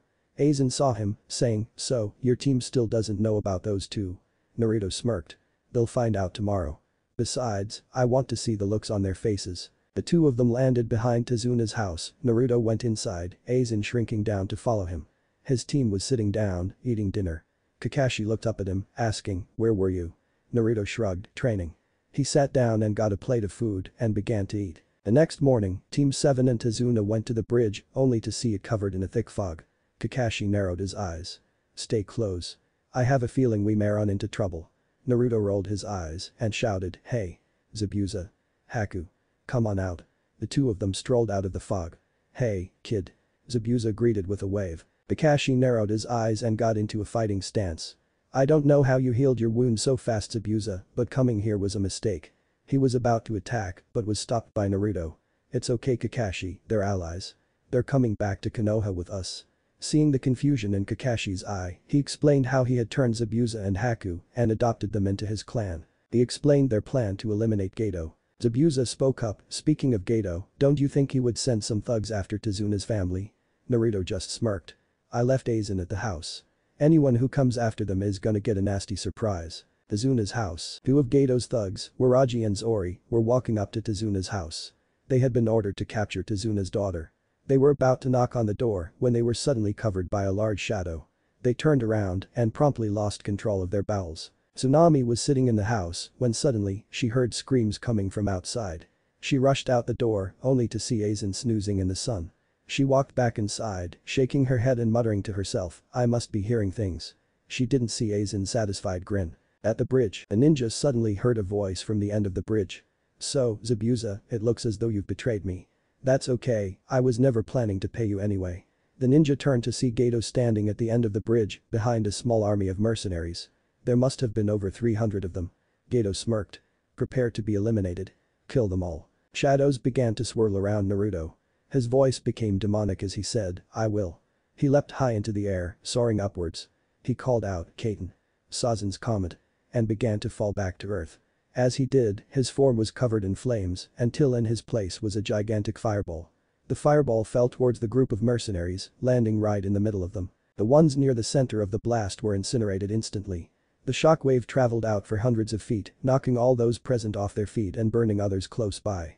The only people far enough away from the blast to avoid serious injury were Tezuna, Team 7, Geto, and a few lucky mercenaries. To everybody's amazement and Tezuna's relief, the bridge was not destroyed at all, only covered in scorch marks. Geto got to his feet shakily and nearly wet himself as he saw Naruto walking towards him, sword in hand. He backed away slowly, saying, Please don't hurt me. I can give you anything you want. Money. Power. Women.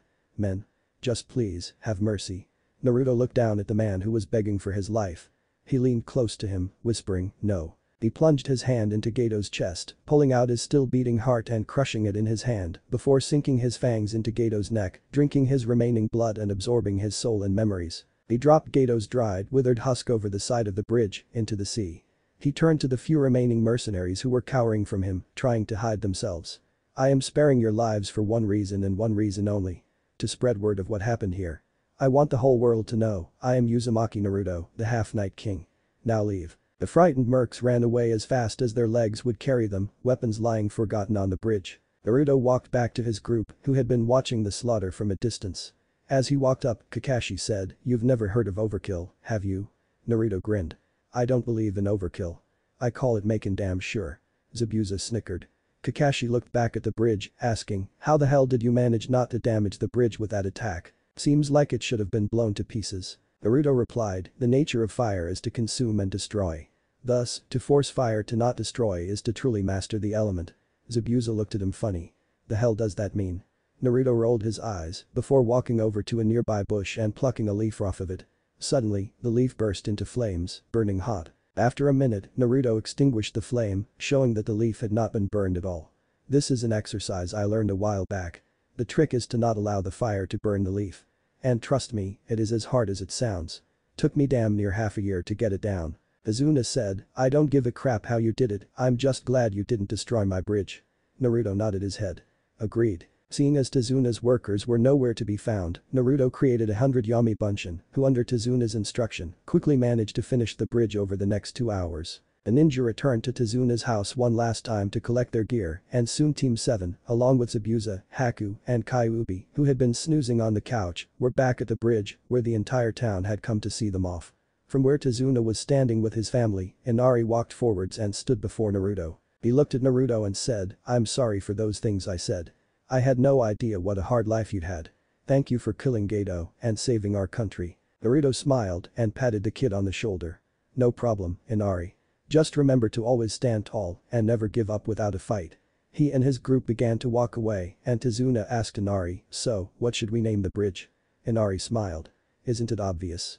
The Great Naruto Bridge."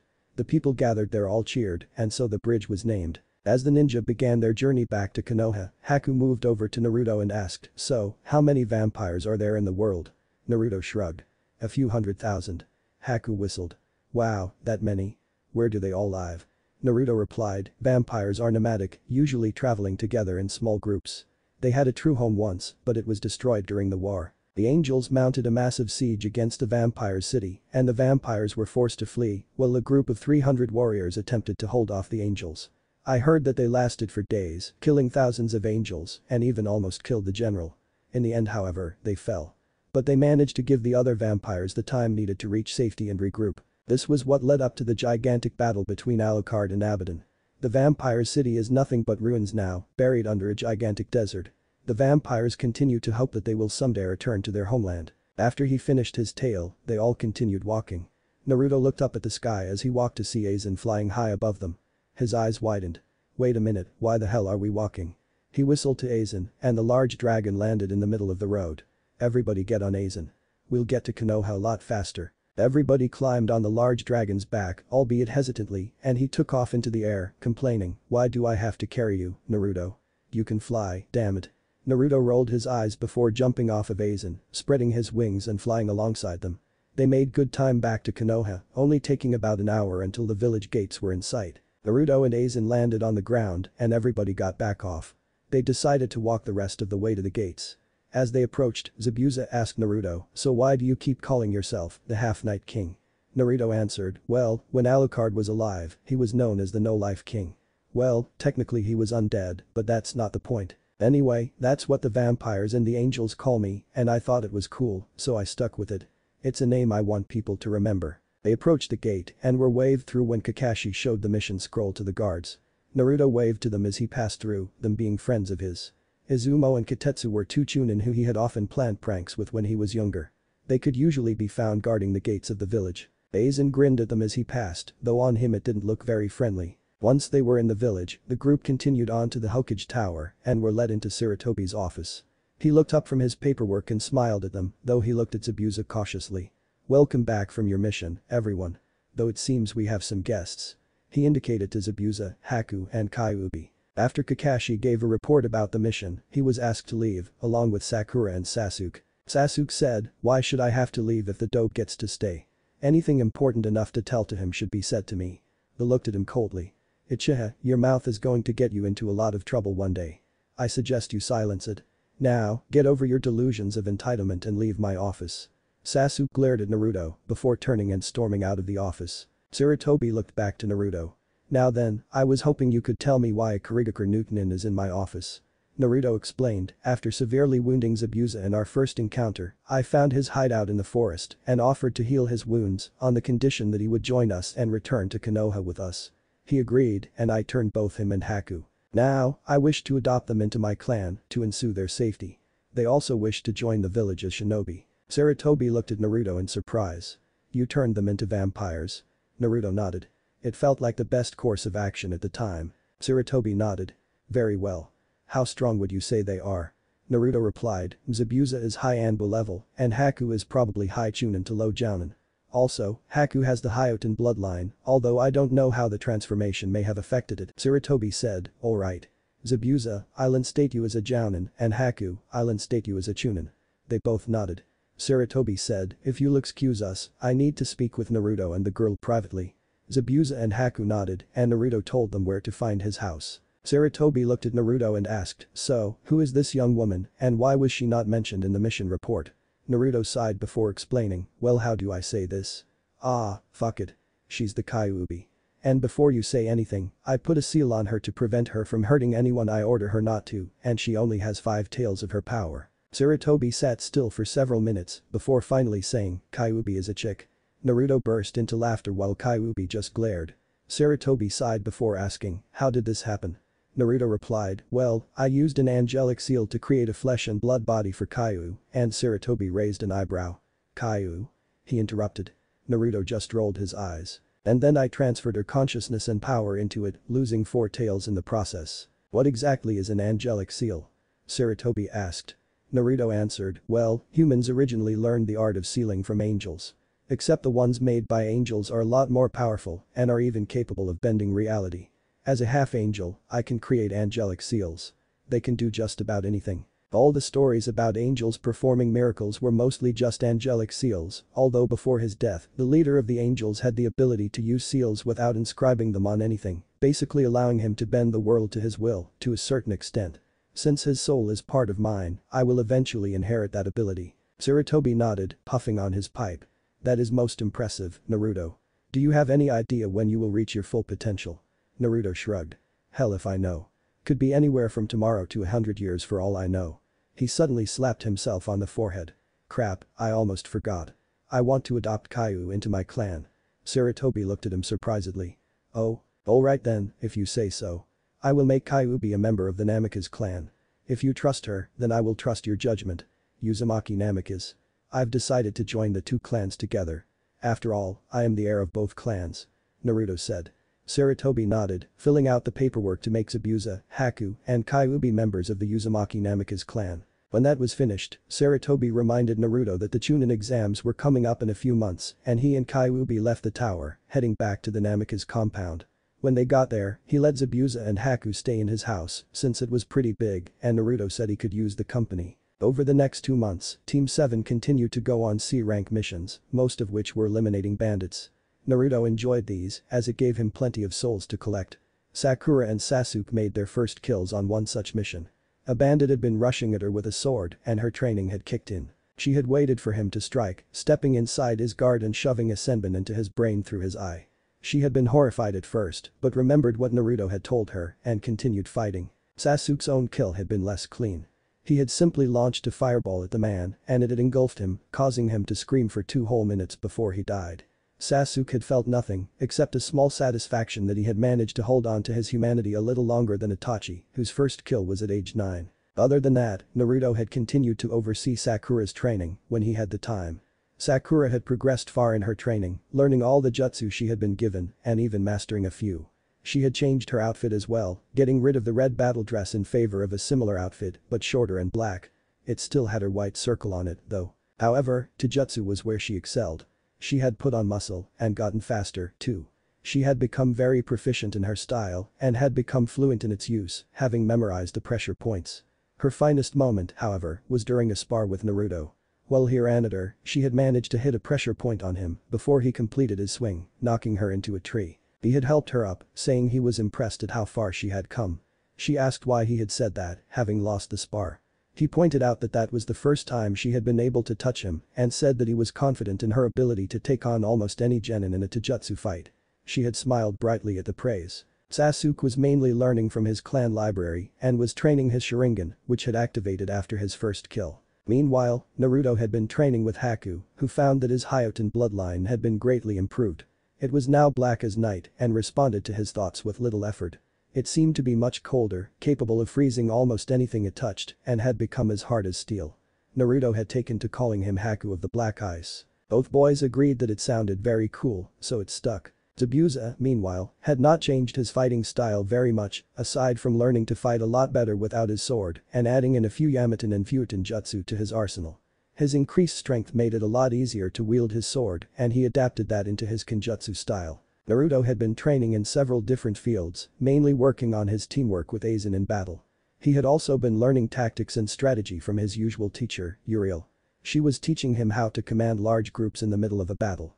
Kyuubi had also told him that she was preparing a special training for him. At the moment, we find Team 7 lying about their usual training ground, expecting to have to wait a few hours for Kakashi to show up. They were surprised, however, when Kakashi suddenly showed up, right on time. He saw the three genin looking at him strangely and said, "What, I can't ever show up on time." Point taken. "Anyway, I wanted to tell you that I nominated you for the Chunin exams." They all perked up. Kakashi handed them each a slip of paper, saying, "If you're interested in taking the exams, fill these out and take them to room 300 of the academy tomorrow morning. Of course, if you feel you're not ready you can always wait until next year." He trailed off as he saw the genin fill out the applications immediately, paying no attention to him. He sweat dropped as they walked off, talking animatedly about the exams. The genin were walking through Konoha, Aizen at their side, when out of the corner of his eye, Naruto noticed a rock following them. A perfectly square rock. Naruto sighed. "Come on out, Konohamaru." The box suddenly exploded in smoke and they heard the sounds of three children coughing.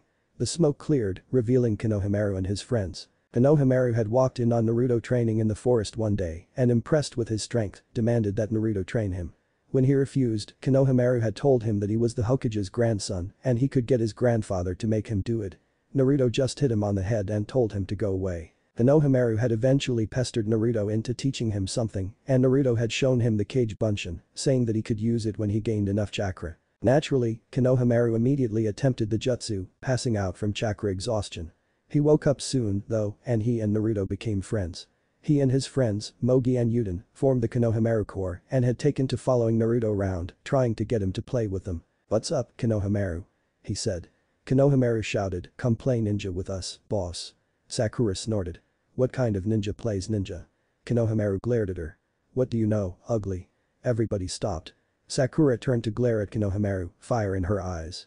Naruto leaned down to him, whispering, "Konohamaru, I've been training her, so I would advise you run." The three children took of running, rounding a corner with Sakura in pursuit. Suddenly, Konohamaru slammed into a large figure, falling to the ground. The figure, a large boy in a black bodysuit, picked Konohamaru up by his shirt, shouting, "Watch where you're going, punk." That hurt. "I ought to teach you a lesson." Another person there, a girl with blonde hair and 4 ponytails, said, "Kankuro, put the kid down. Gaara's going to get mad at you." The one called Kankuro said, Yeah. This will only take a minute."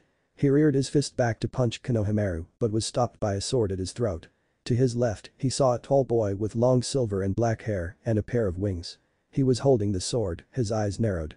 "I suggest you put down the Hokage's grandson unless you want me to take your head off." Kankuro gulped, letting Konohamaru down. He ran over to his friends and Team 7 and Naruto removed the blade from the boy's throat. Naruto's attention turned to a nearby tree and he pointed his gun towards it. "You, in the tree. Why don't you come out here where we can see you?" Suddenly, a boy with red hair, black marks around his eyes, and a large gourd on his back appeared next to the other two in a swirl of sand. Everybody's eyes widened as they hadn't even noticed him there.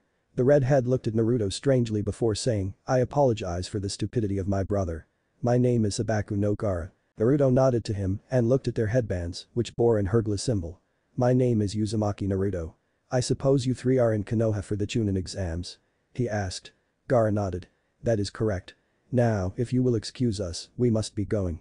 I look forward to meeting you in the exam, Uzumaki Naruto." The Suna team turned to leave. Suddenly, Naruto recalled a memory of a book he had read about Jinchuriki and the different marks the Biju leave on their hosts. He recognized the marks around Gaara's eyes as the mark of the Ichibi Jinchuriki. Turning to his team, he said, "Watch out for that Gaara kid. He's dangerous." Sasuke snorted. "Please, dope." As if some desert rat could take down an Uchiha. The wicked idea crossed Naruto's mind. "You're probably right, Sasuke. I can't wait to see you fight him." The three of them went their separate ways, Sasuke going to the Uchiha district, Naruto heading home, and Sakura heading to their training ground to practice.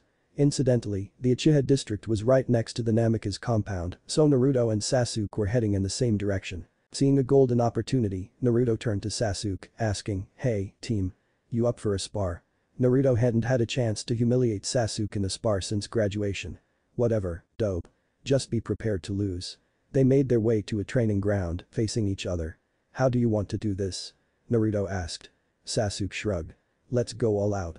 Naruto grinned evilly. He unstrapped his gun belt, dropping it and his sword into his shadow. The two got into their stances, waiting for the other to make a move. Suddenly, Naruto raised his left hand, creating a very bright flash of light that blinded Sasuke. He created a tendril of shadow, grabbing Sasuke by the ankle and whipping him around into a tree.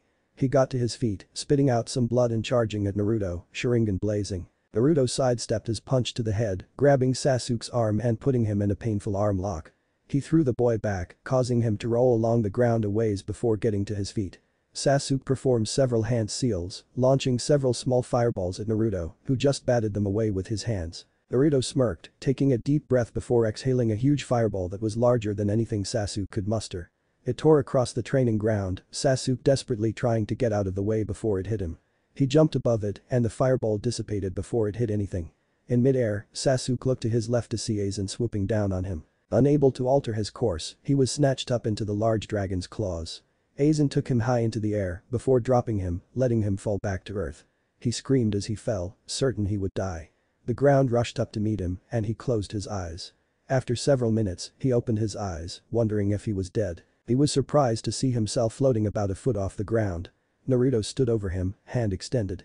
He lowered his hand and Sasuke fell to the ground.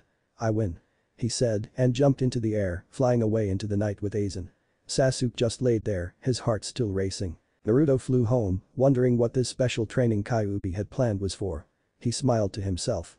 He and Kyuubi had become very close and always smiled to her when he saw her, something he rarely did at all.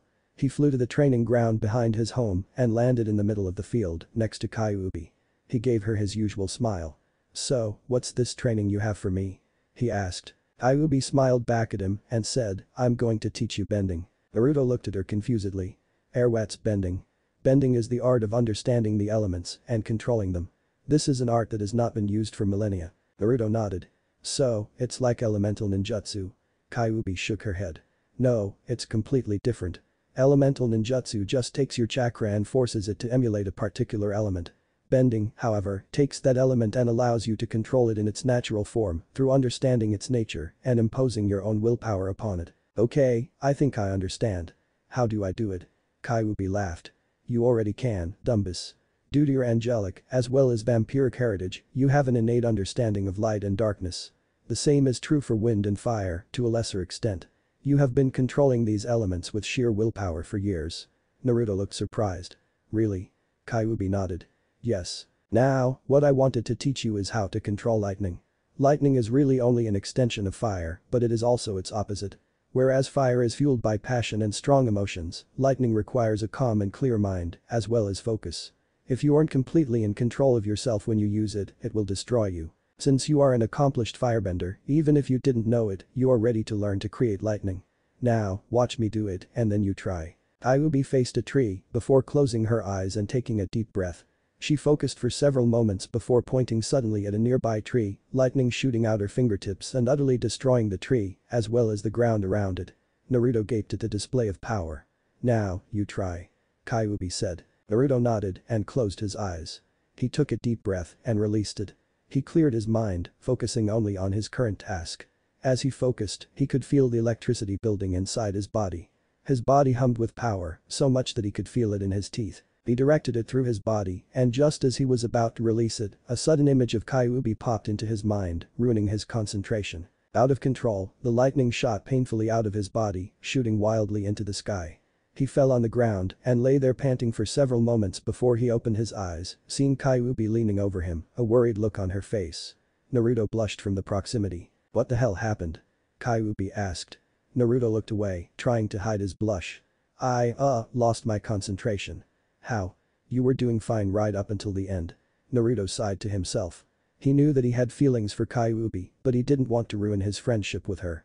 If she didn't feel the same way, it would make the rest of eternity very awkward. By his usual spirit, he decided to just fuck it and dive right in. "Kyu, I like you. A lot. As in, I want to be more than friends." Kyuubi looked shocked. She was silent for several moments. Just as Naruto was about to apologize, Kyuubi's face lit upon with a huge grin and she tackled Naruto in a hug. "I feel the same way." Now Naruto was surprised. "You do? How long have you felt like that?" Kyuubi blushed, looking down. "Well, I've been interested in you since we first met, really. When you stood up to me like you did, I was shocked. Since then, we've been getting closer and closer and I realized how much I really cared about you." Naruto smiled. The two of them leaned close to each other and they kissed. It was short and only lasted a second, but it was incredibly meaningful for both of them. Feeling invigorated, Naruto stood, closing his eyes. He took a deep breath, pointing towards the sky as he released it, a huge blast of lightning shooting from his fingers with a deafening roar. He smiled and laid back down on the grass, and Kyuubi rested his heads on his chest. The two of them laid there for the rest of the night, talking and staring at the stars. They calculated risks. That is quite different from being rash. Naruto had left his house with Aizen, bidding Kyuubi farewell, and had met up with his team in front of the academy. They made their way inside, Aizen shrinking down, and walked up a few flights of stairs before noticing a group of genin in front of a door with a sign above it that said 300, blocked by two others. Naruto saw the two who were blocking the door push back a kid in a green jumpsuit whose hair was in a bowl cut and whose eyebrows looked like they could come alive and eat you. "Let us through. We have to take the exam," yelled the jumpsuit kid. The two blocking the door just smirked. "Please, we're doing you a favor. You kids would just get yourselves killed," one of them said. Naruto recognized the two as Izumo and Katetsu, in disguise. Naruto looked to his team. "It's just a genjutsu, we're still on the second floor. Just leave it be." Naturally, Sasuke opened his mouth. "Drop the genjutsu. We're obviously still on the second floor." Everybody turned to look at him, and the sign above the door changed to show that they were indeed still on the second floor. Izumo, still in disguise, smirked. "So, you saw through it? That's too bad. Now you'll probably just end up dying. Save yourself the trouble and quit now." He kicked at Sasuke, who prepared to kick back. Suddenly, the jumpsuit-wearing boy from before was in between them, blocking their kicks with his hands. His teammates, a boy with long hair and pale eyes, a Hyuga, Naruto noted, and a girl in a pink Chinese-style shirt with two buns in her hair, came up to the boy, the girl shouting, "Lee, what are you doing? It was your idea to hide our strength." The boy called Lee looked sheepish. "Sorry Tenten." He apologized. As Team 7 began to walk away, they heard a voice from behind them. "Excuse me," they turned around to see the Hyuga boy from Lee's team. "What is your name?" he asked, looking at Sasuke. Sasuke just smirked. "It's polite to give your own name before asking someone else's." The Hyuga narrowed his eyes. "You're a rookie, right? How old are you?" "I don't have to tell you anything," Sasuke replied. Lee came up behind his teammate and looking at Sakura, gave a thumbs up while saying, "Hey there. My name is Rock Lee. Will you be my girlfriend? I'll protect you with my life." Sakura looked creeped out and said, No thank you, please go away." Lee's female teammate looked past Sasuke and saw Naruto leaning against a wall. She saw his sword and rushed over, hearts in her eyes. "Hi," she greeted. "Are you a Kenjutsu user?" she asked. Naruto shrugged. "Among other things. I use a sword, but I don't rely on it." The girl nodded. "Oh, that's smart. My name's Higurashi Tenten. What's yours?" "Uzumaki Naruto." Naruto replied. Tenten asked, "So, does your sword have any special qualities or anything?" Naruto nodded. "Yeah. Watch this." He transformed his sword into its Zanbatsu state and Tenten's eyes grew huge. "Oh my god. Can I hold it, please?" she begged. Naruto offered her the handle and she accepted it. However, as soon as it left Naruto's hands it fell straight to the ground and Tenten was unable to budge it. "Holy shit," she exclaimed. "This thing must weigh a fucking ton. How can you possibly lift this thing? It's inhuman." Naruto began laughing that. Tenten glared. "What's so funny?" she asked. "I'm sorry, it's just that I'm not human, so your comment struck me as funny," he said as he stopped laughing. "You're not human?" she asked quietly, her eyes wide. Naruto shook his head. "No, I'm not. I'm half angel, half vampire. Why does it matter?" "Well, it just seems strange, I guess. That explains the wings, though," Tenten replied. He said goodbye to her and his team continued to another area when they heard yet another voice behind them. "Wait." They turned to see Lee, looking at Sasuke. "Ichiha Sasuke. I want to fight you." Sasuke smirked. "So, even knowing who I am, you still want to fight me? Very well." Lee walked toward Sasuke, saying, "I feel I should warn you, I am the strongest genin in Konoha." Naruto snorted. "That's a lie." Lee looked at him. "Who are you?" he asked politely. Naruto smirked. "Someone who knows the value of hard work, unlike this prick of an Uchiha behind me. And just for the record, I'm the strongest genin." Lee grinned as well. "A fellow genius of hard work who claims to be the strongest genin in Konoha. Very well then, I shall fight you instead. However, before we begin, would you mind telling me your name?" As the two of them got into fighting stances, Naruto answered, "Uzumaki Naruto." "Remember it." He unstrapped his gun belt, once more dropping it and his sword into his shadow. "How does Taijutsu only sound to you?" Naruto asked. Lee nodded. "Excellent. Let our fires of youth explode." With that, he rushed at Naruto, surprising Sasuke and Sakura with his speed. But Naruto could see him clearly. Lee launched a kick at his head, but he pushed the foot upwards, pushing Lee off balance. Lee planted his hands on the ground and flipped back to his feet. Undeterred, he rushed back at Naruto, aiming to kick his gut. Naruto sidestepped, sinking his fist into Lee's gut and throwing him away. The boy hit the ground, landing on his feet. Truly, you must have worked very hard to reach this level of strength, Naruto-kun. Lee shouted. He ran at Naruto, weaving back and forth, and sent several punches at Naruto, none of which connected. If it's alright with you, Lee, I'm going to end this now.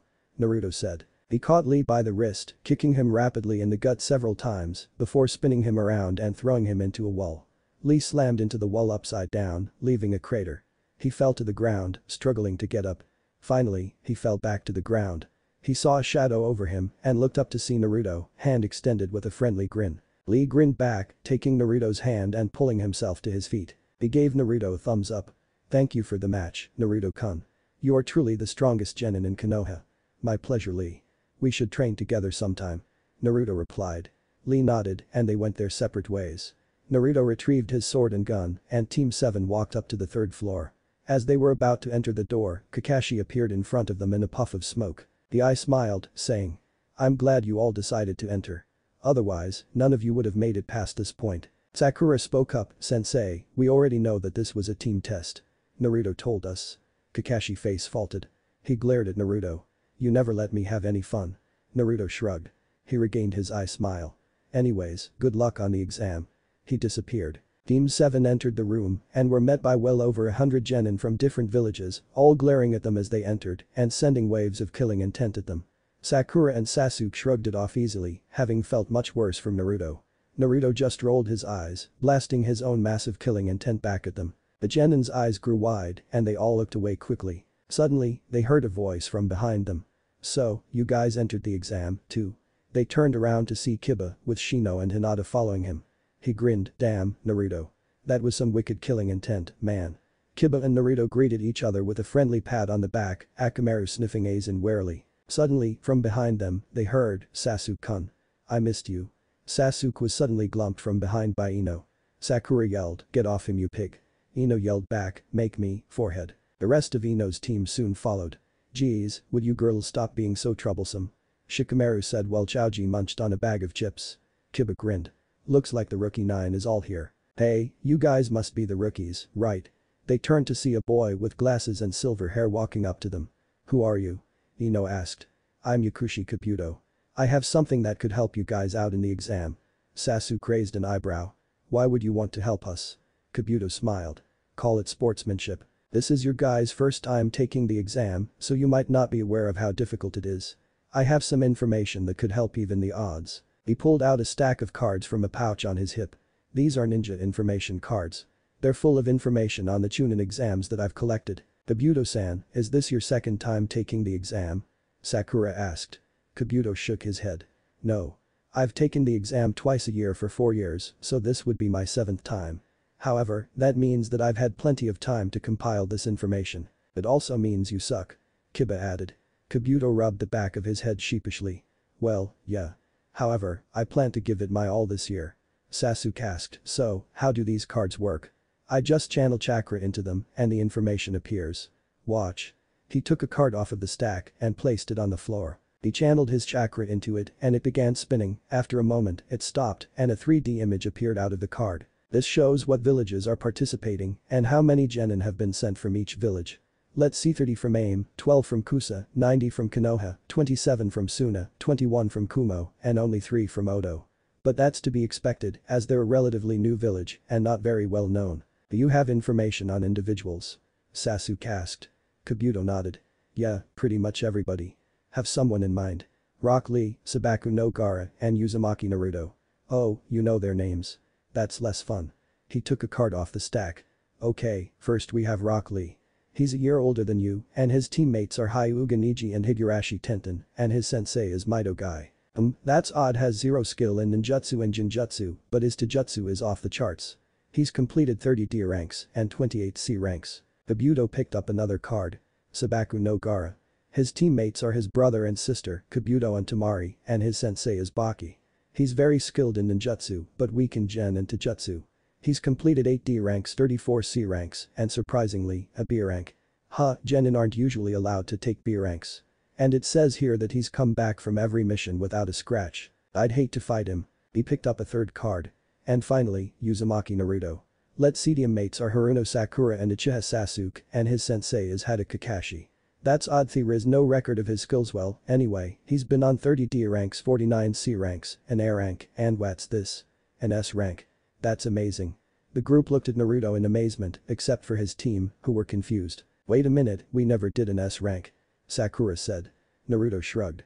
I did one on my own. It was before graduation. Kabuto picked up his cards and said, well, I hope that helps you out. I gotta get back to my team. He turned to leave and the rookies began to chat amongst themselves. Suddenly, Kabuto felt a tap on his shoulder. He turned to see Naruto. Could I have a word with you in private? Naruto asked. Kabuto nodded and they went to an empty corner of the room. How can I help you, Naruto-kun? Kabuto asked cheerfully. Naruto glared. Cut the crap, Yakushi. There's no way a genin could get access to that kind of information, especially on foreigners. Just know, if I find that you're up to something, I will personally tear your arms off and shove them up your ass. Naruto turned and walked away, leaving Kabuto slightly worried. I'll have to be careful around him.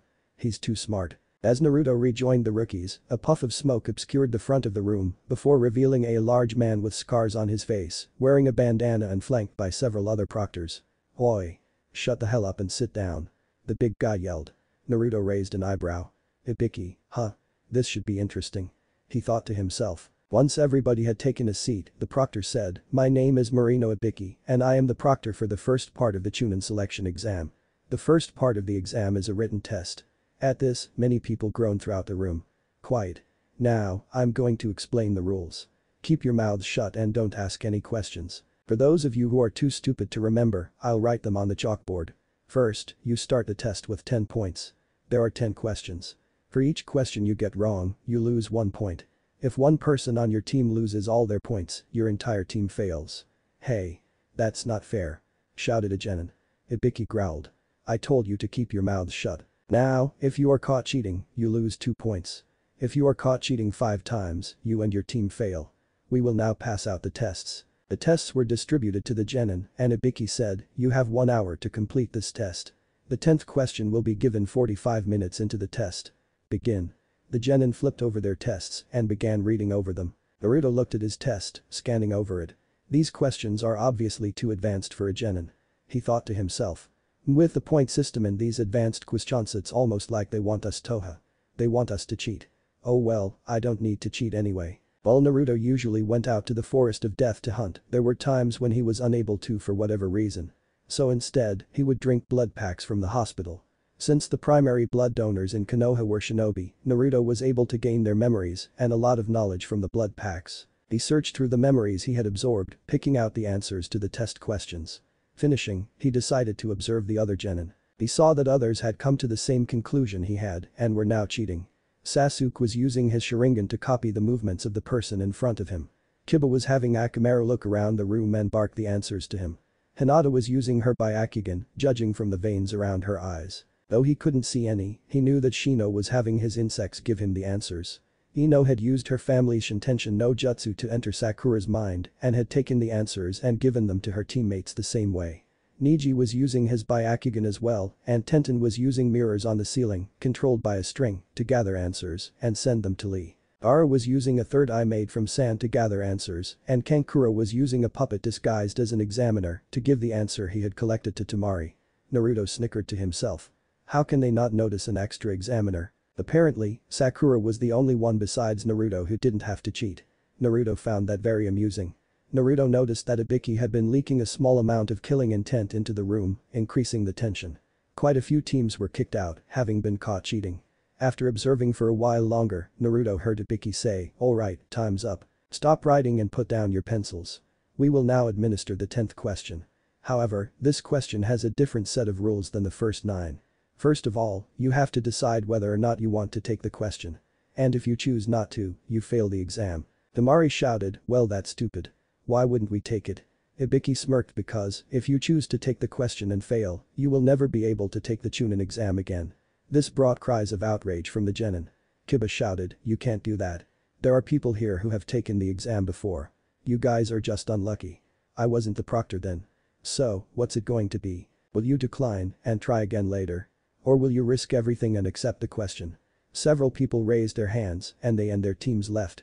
Naruto watched this all with growing amusement. Honestly, how stupid are these people? Finally unable to contain himself, he burst out laughing. Ibiki glared at him. What's so funny, brat?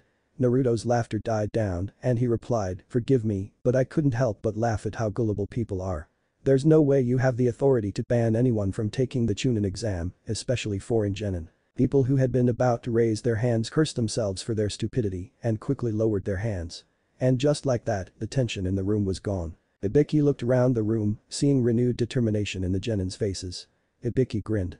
So, you figured it out. Well then. Everybody hairpieces.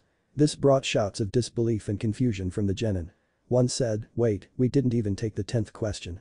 Ibiki replied, well, you could say that the decision of whether or not to take the question was the question. As a Chunin, you are expected to lead a team through dangerous missions. Just because a mission has insufficient information, does that mean you can refuse it? The answer is no. Sometimes, you have to do the best you can with what you have. He took off his bandana, revealing a head covered in scars. In the field, information can often mean the difference between life and death. He put his bandana back on and was about to continue when suddenly, a black bolt burst through the window. It unfurled, kunai pinning into the floor and ceiling to reveal a banner that said, Mitarashi Anko. Second proctor of the Chunin selection exams. And a woman standing in front of it. She wore a brown trench coat and an orange skirt over a fishnet bodysuit and not much else. Ibiki stepped out from behind the banner. Ah, Anko, you're early. He said. Anko pouted before looking out over the genin and then to Ibiki. You let 26 teams pass. You're losing your touch, Ibiki. Ibiki rolled his eyes. Blame the silver-haired brat with wings. He was able to see past everything I said. Anko looked at Naruto and raised an eyebrow. Why does he have? Ibiki shook his head. I don't know, Anko. I don't know. Anko shrugged. Well anyway, follow me to the second part of the exam at training ground 44. She dove back out the window. The genin all hurried to follow her, Sasuke and Sakura making their way over to Naruto. He looked to them. You two go on, I need to speak to the proctor. They left with the other genin. Once everybody else had left, Naruto walked up to Ibiki, who was collecting tests. He turned around. What do you want, Gaki? He growled. Naruto answered, I want to speak to you about a suspicious genin. His name is Ikushi Kabuto. He somehow gained access to restricted information, including mission records and personnel files for foreign genin. I think he might be a spy of some sort. Ibiki raised an eyebrow. Kid, if what you're saying is true, this kid is almost definitely a spy. Thanks for the tip. We'll keep an eye on him. Naruto nodded, exiting the room via the window and flying towards training ground 44. Huh. Ibiki said to himself. I guess those wings aren't for show. As the genin waited in front of training ground 44, which was a massive forest, Sasuke and Sakura were wondering where Naruto was when he suddenly fell right in front of them, landing in a crouch. Sakura glared. Geez, Naruto, you almost landed right on top of us. Naruto just grinned and they heard the proctor say, alright brats, listen up. This is training ground 44, also known as the Forest of Death. Naruto snorted. If you're trying to scare us, it isn't gonna work. I've been coming here almost every day for 4 years. Anko smirked at him. You know, cocky brats like you are often the first to die. Suddenly, a kunai flew out of her sleeve towards Naruto. Naruto just tilted his head to the side and the kunai was embedded in his forehead. Sakura screamed and so did several other genin. Anko just stood there with a look of shock on her face. Oh, what have I done? She thought to herself. Okijama will kill me. Naruto just stood there, eyes closed and the kunai in his forehead. Suddenly, his hand rose and he yanked the kunai from his forehead. Everybody watched in horror and fascination as the wound in his head quickly closed up. Anko watched in fear as Naruto slowly walked towards her, kunai in hand. She nearly jumped as he held the kunai out to her. I think you dropped this. He said calmly. She reached her hand out and accepted the kunai. He turned and walked back to his team, who, along with the rest of the genin, were looking at him with a mixture of fear and awe. Meanwhile, one Kusa Kunoichi was looking at Naruto in wonder. He's perfect. I simply must have him. Kukuku Uzumaki Naruto will be mine. Anko tried to clear her head, continuing on as best as she could. Anyway, this is where we will be holding the second part of the exam. It's a survival exam. There are 2 sets of scrolls, Earth and Heaven. Each team will be given 1 scroll. The objective of this test is to collect the other scroll and reach the tower in the center of the forest within 5 days. You may not look inside the scrolls. If you do, your team fails. Now, I have something for you to sign. Several Chunin passed out papers to each of the genin. This is a death waiver. You have to sign it so that Konoha will not be responsible for your deaths. This seemed to break the genin out of their collective shock. Wait, deaths? You mean people are going to die in this exam? One of them asked. Enko, finally regaining her cool, smirked and said, of course. You are allowed to use any means necessary to retrieve the scrolls. Anyway, fill out those waivers and turn them in with your team at the booth behind me. When you do, your team will receive a scroll and a gate number. The genin hurriedly filled out their waivers and Team 7 walked over to the booth, turning them in and receiving an earth scroll. I think I should hold on to the scroll. Naruto said. He took it, dropping it into his shadow. The genin all stood in front of their gates and a buzzer sounded. They took off into the forest, beginning the second part of the exam. Sorry I had to make this chapter so short, but otherwise I wouldn't have been able to find a good place to stop. Anyways, chapter 5 will be coming soon and will be much longer. As usual, please take the time to review and thanks to those that do. Our greatest glory is not in never falling, but in rising every time we fall. As Team 7 raced into the forest, Naruto said to the others, follow me, I can smell a team nearby. He changed direction and Sakura and Sasuke followed him. Soon, Naruto signaled to them to stop. They were on the edge of a clearing and inside was a team from Kumo. Suddenly, Team 7 all felt a kunai slide up next to their throats while the team in the clearing disappeared, showing that they were an illusion. The one holding Sakura said, give us your scroll or we slit your throats. Naruto smirked. Funny, I was just thinking the same thing. The Kumo team was suddenly grabbed from behind by the real Team 7, kunai held to their throats, while the ones they were holding dissolved into black smoke, showing that they were Yami Bunshin. Now, Naruto said, what scroll do you have? The boy Naruto was holding growled, Earth. Naruto sighed.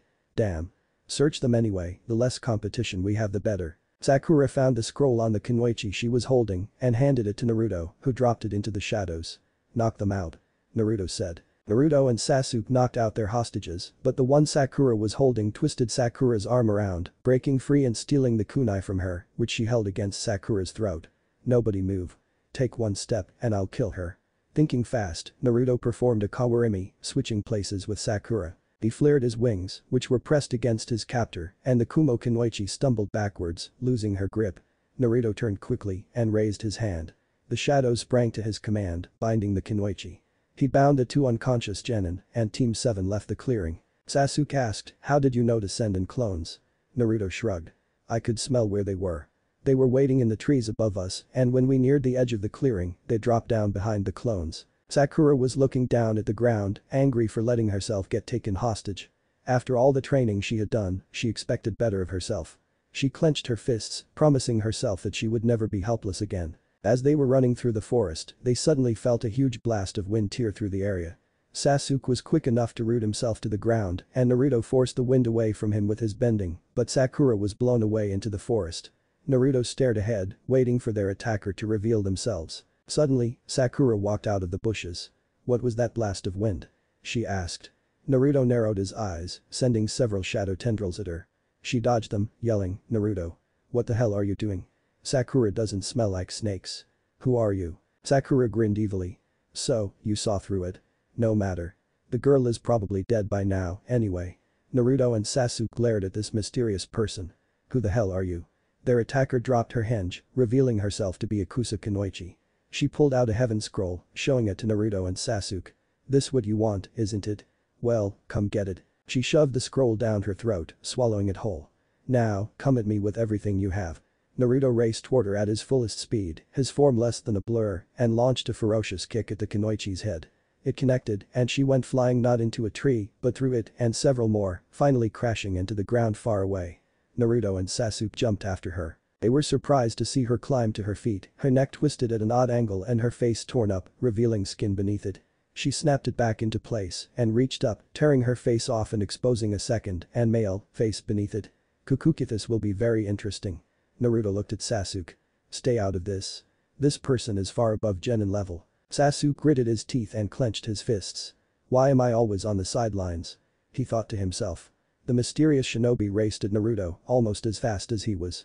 Naruto met him in the middle and the two began their battle. But Sakura had been blown through the forest by the huge gust of wind. As she flew past a tree, she reached out, catching a branch and swung on it before flipping through the air and landing on a larger branch. She caught her breath, surveying her surroundings. She looked down and noticed that the branch she was standing on had an odd texture. She looked at it closely, wondering why it looked familiar. Suddenly, the branch moved and Sakura had to use chakra to stay attached. The front of the branch rose up, twisting around to reveal the head of a giant snake. Surprised, Sakura jumped to the side as it lunged at her, barely missing. She landed on another tree and had to jump away as the snake launched at her again. It sank its fangs into the tree and struggled to pull them out. Sakura used this time to try to think of a plan. Checking her supplies, she figured out what to do. She made her preparations as the snake struggled. The snake pulled free, looking around for Sakura. It spotted her, lunging towards her once more. At the very last second, she performed a kawarimi, switching places with a log she had covered in exploding tags. The snake swallowed the log, thinking it had been Sakura. Sakura ducked behind a tree as the log exploded, tearing the snake apart. It vanished in a puff of smoke, showing that it had been a summon. Sakura quickly began to make her way back to where she had last seen the others. After a while, she started to hear loud explosions. She raced forward, worried. She came upon Naruto, fighting wildly against another genin, while Sasuke and Aizen watched from the sidelines. She ran up to him. "Sasuke-kun. What's happening?" Sasuke continued watching the battle. "This freak attacked us. He's as strong as Naruto." Sakura was stunned. As strong as Naruto? They might be in trouble. Meanwhile, Naruto was locked in combat with this stranger. He jumped back, firing shots from his gun, two of which slammed into his opponent, who dissolved into mud. Naruto cursed, looking around. He jumped into the air just as a set of hands burst from the ground. He sent out energy waves from his sword, which his opponent dodged. He fell back to the ground and the two met each other with punches, hitting each other's fists and causing a shockwave, which forced them apart. They were both breathing heavily, having been fighting for over 20 minutes. The mysterious stranger suddenly laughed. "Kukuku, you're stronger than I anticipated." Naruto glared. "Who the hell are you, anyway? You're definitely not a genin." The man smirked. "My name is Orochimaru." Naruto's eyes widened. "Orochimaru of the Sannin? The White Snake?" He narrowed his eyes. "It doesn't matter. I'm taking you down, no matter who you are." He lunged at Orochimaru, attempting to cut his head off. Barely able to dodge fast enough, Orochimaru received a long gash across his chest. He performed several hand seals, and Naruto, who was still in midair, was blown backwards into a tree, where he collapsed on the ground. Orochimaru snatched up Naruto's fallen sword, stabbing him through the shoulder and pinning him to the tree. Naruto gritted his teeth, glaring up at Orochimaru, who smirked down at him. "Well, Naruto-kun, it was fun while it lasted. But I'm afraid this is the end." He opened his mouth, a snake slithering out, and it vomited out a sword, which Orochimaru grabbed. He raised it above his head intending to finish Naruto. He brought the blade down, and suddenly Naruto began to glow brightly. "I'm not finished yet." He roared. He grabbed his sword by the blade, yanking it out of his shoulder, and swept it upwards, knocking Orochimaru's blade away, and slashed back down, cutting across Orochimaru's chest again, leaving two gashes in the shape of an X, and finally, plunged his sword through Orochimaru's gut, the blade bursting out his back. Orochimaru's eyes widened, and he vomited a little blood. His eyes grew hard as he thought to himself, "Damn. If I'm to have any hope of survival, I have to escape. If I can just mark him." He opened his mouth and clamped down on Naruto's shoulder, using an unknown jutsu. Naruto screamed in pain, and Orochimaru pushed him away, pulling the sword out of his gut and dropping it, and ran at Sasuke as fast as he could, neck extending. He bit Sasuke, who passed out after screaming. Aizen shot a huge jet of fire at Orochimaru, leaving his left side badly burned. The snake Sannin shined away, vanishing from the clearing. After checking Sasuke and seeing that a strange mark had appeared on his shoulder where he had been bitten, Sakura ran over to Naruto, who was unconscious, and saw that he, too, had developed a strange mark. But it was constantly changing shape, never settling. Sakura grabbed Naruto's sword, hefting Naruto on her shoulders and walking back over to Aizen. Aizen said, "Place them on my back. I'll carry them." Sakura draped the two unconscious genin over Aizen's back and began to look for a place to make camp. Naruto's mindscape. Naruto awoke on the ground, feeling sore all over. He sat up, recognizing his surroundings as the maze of hedges that was his mindscape. However, they were covered in a thick purple sludge that seemed to be spreading. Naruto wandered the maze, seeing that the sludge got thicker the closer he got to the center. Reaching the center, Naruto saw a huge snake that seemed to be made of the purple sludge, and it had Orochimaru's face. It spoke, "Kukuku, hello, Naruto-kun. Glad to see you've arrived." Naruto glared. "What are you, and what are you doing to my mind?" The snake hissed. "I am here to offer you power. Power like you've never felt before. And all you have to do is let it happen. Let it wash over you, lose yourself in it." Naruto rubbed his chin, seemingly considering it. "How about no? I would sooner die than accept help from you." The snake's eyes narrowed. "I gave you a chance. Now the choice is no longer yours. You will feel my power." The snake lunged at him, Orochimaru head opening to reveal long fangs. Naruto raised his hand and the snake stopped in midair, a foot away from his palm. I don't think so. This is my mind. And I want you gone. Naruto placed his hand on the snake's head and it began to glow brightly. The sludge that it was composed of began to evaporate and soon only its head was left. No. The snake shouted as it vanished and the light got brighter, sweeping through the maze and destroying all trace of the sludge.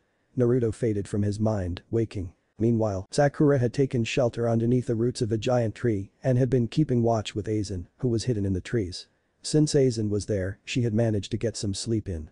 She threw a kunai at a nearby squirrel, chasing it off. She watched as it ran off and smirked when she saw its back. There was an exploding tag attached to it. She prepared herself to fight if needed, signaling to Aizen that there may be enemies near. Suddenly, 3 genin wearing Odo hit I-8 entered the clearing. One of them, a guy with his face wrapped up in a strange device on his arm, said, "We're here to fight Sasuke and Naruto." Sakura glared. Well, too bad. They're both unconscious. The genin shrugged. That doesn't matter. Our orders were to kill them. Sakura's eyes widened. Orochimaru sent you, didn't he? The genin nodded. Yes. Orochimaru is our master. Now, get out of our way and you won't be harmed. Sakura took up a fighting stance. The bandaged genin sighed. Very well. Zaku, take care of her. One of the others, a boy with spiky hair and the word death written on his shirt, grinned and walked forward. He ran toward Sakura, lifting his arms. Zankuha. A huge blast of air came from 2 holes on his palms and tore up the ground while heading toward Sakura. She jumped to the side, barely dodging the airwave. She ran towards Zaku, dodging blasts as necessary until she was close enough to attack him.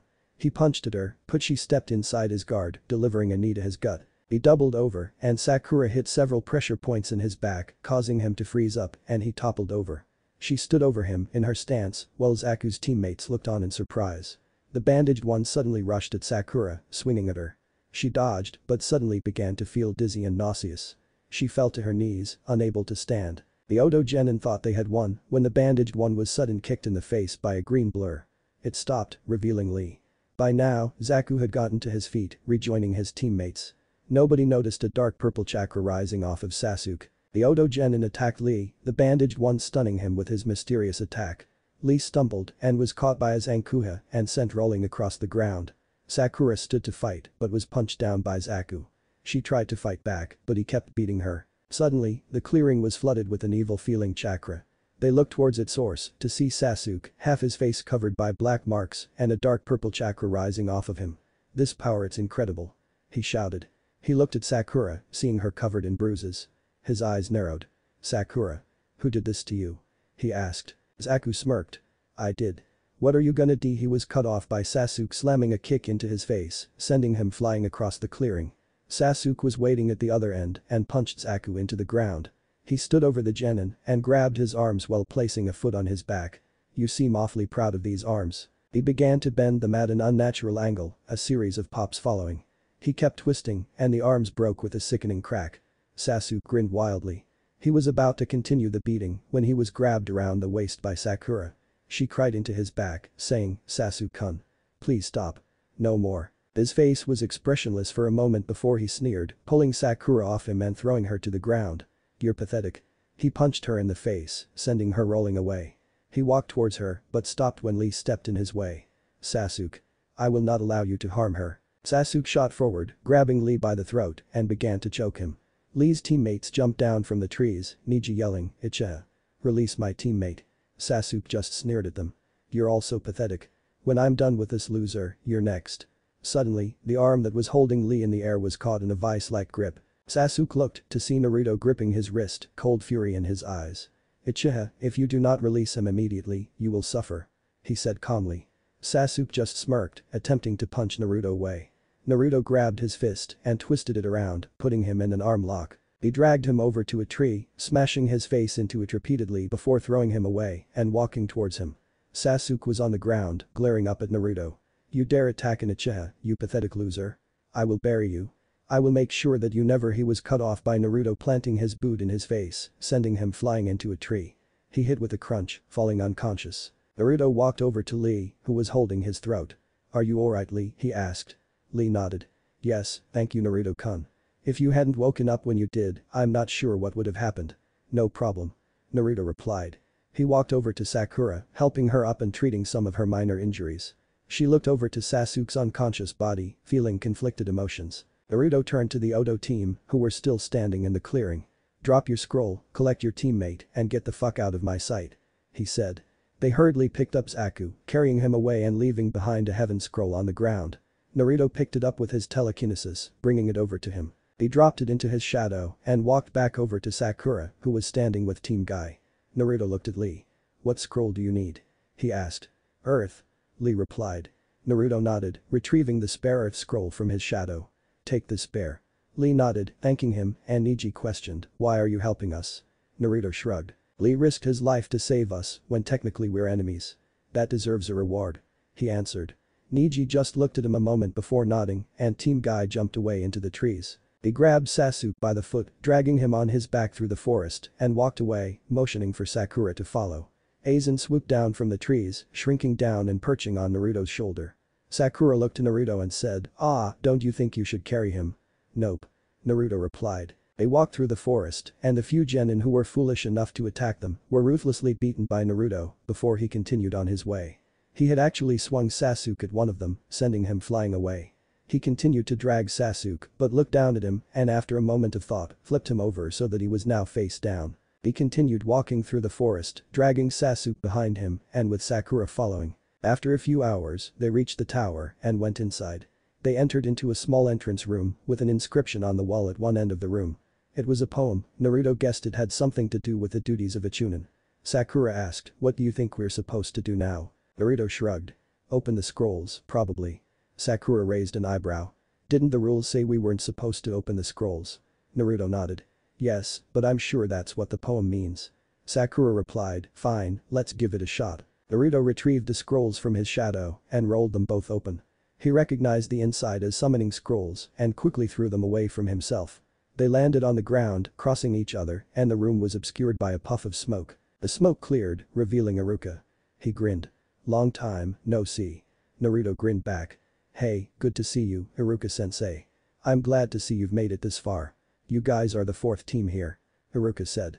He then noticed Sasuke on the ground, unconscious and covered in blood and mud. "What the hell happened to Sasuke?" he asked. Naruto shrugged. "I don't know. Anyway, I need to talk to the Hokage about something as soon as possible." Iruka nodded. "Alright, we'll go to his office." He turned to Sakura, saying, "You should stay here. Find yourself a room and put Sasuke in another one.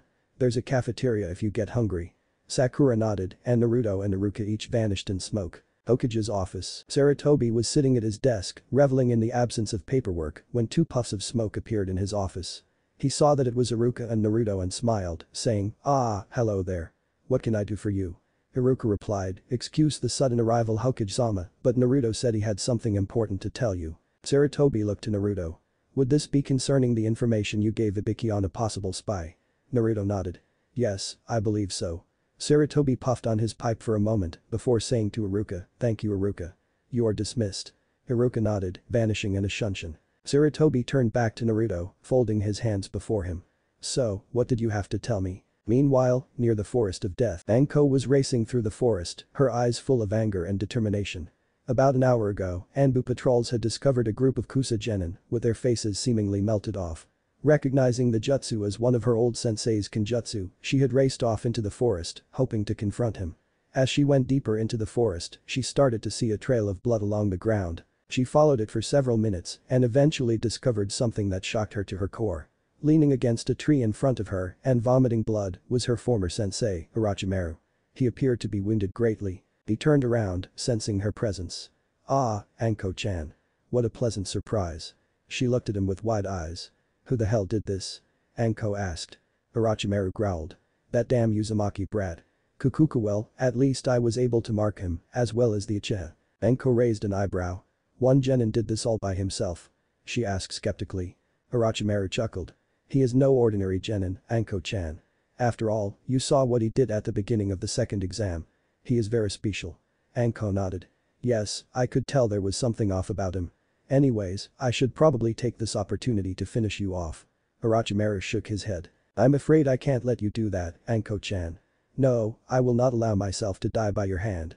If anyone kills me, it will only be someone who is truly worthy. Farewell, Anko-chan." With those words, Orochimaru used what little of his strength remained to transport himself away. Cursing, Anko shunshined away to the Hokage's office to tell him of what happened. Back in the Hokage's office, Naruto had explained to Sarutobi what had happened in the forest and the Hokage had a grave look on his face. "Tell me, what was the extent of Orochimaru's injuries?" he asked. "Well, let's see, he cut him along the chest twice, stabbed him through the gut and Aizen burned him pretty good when he tried to escape." Sarutobi nodded, lighting his pipe. "And you say he bit you on the shoulder as well as Sasuke. And you were able to banish this strange power from your mind, correct?" Naruto nodded. "Yes. I eliminated every trace of it in my mindscape."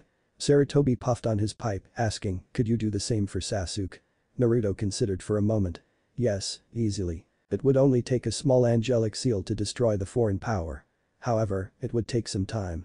Sasuke has already used this power once, meaning it probably has some kind of hold on him. The seal would take about a month to safely destroy it. And if Sasuke were to use that power in that time, the time could be doubled or even tripled. It's inconvenient, but it's the only way to get rid of it without causing massive physical and mental damage." Sarutobi thought for a moment before saying, "Apply your seal as soon as you can. This power is dangerous and unpredictable, and frankly, anything to do with Orochimaru is better off eradicated. Do what you have to." Naruto nodded, standing up. "Very well. I should return to the tower now." He vanished, melting away into smoke. As Sarutobi was about to return home for the night, his doors burst open, revealing Anko looking very distressed. "Hokage-sama. Orochimaru is in the village. He attacked one of the genin teams, but she was cut off by the Hokage," raising his hand to calm her. "Anko, I have already been informed of the situation and everything is under control." Anko replied, "Hokage-sama, you don't understand. He marked 2 genin with the curse seal. We have to find them and seal it away." Sarutobi replied, "I told you, everything is under control. Naruto just left a moment ago. He already came and told me had happened. He was able to destroy his own curse seal and is in the process of destroying his teammates." Anko's eyes grew wide. "He destroyed the curse seal. How is that even possible?" "As I'm sure you know, Naruto is quite unique. He has a special talent with seals." Anko raised an eyebrow. "How strong is that kid, anyway?" "He took a kunai to the forehead and not only survived, he calmly handed it back to me 10 seconds later. Jinchuriki or not, no one should be able to do that." Sarutobi sighed. "Well, since he doesn't seem to care, who knows, I suppose I can tell you.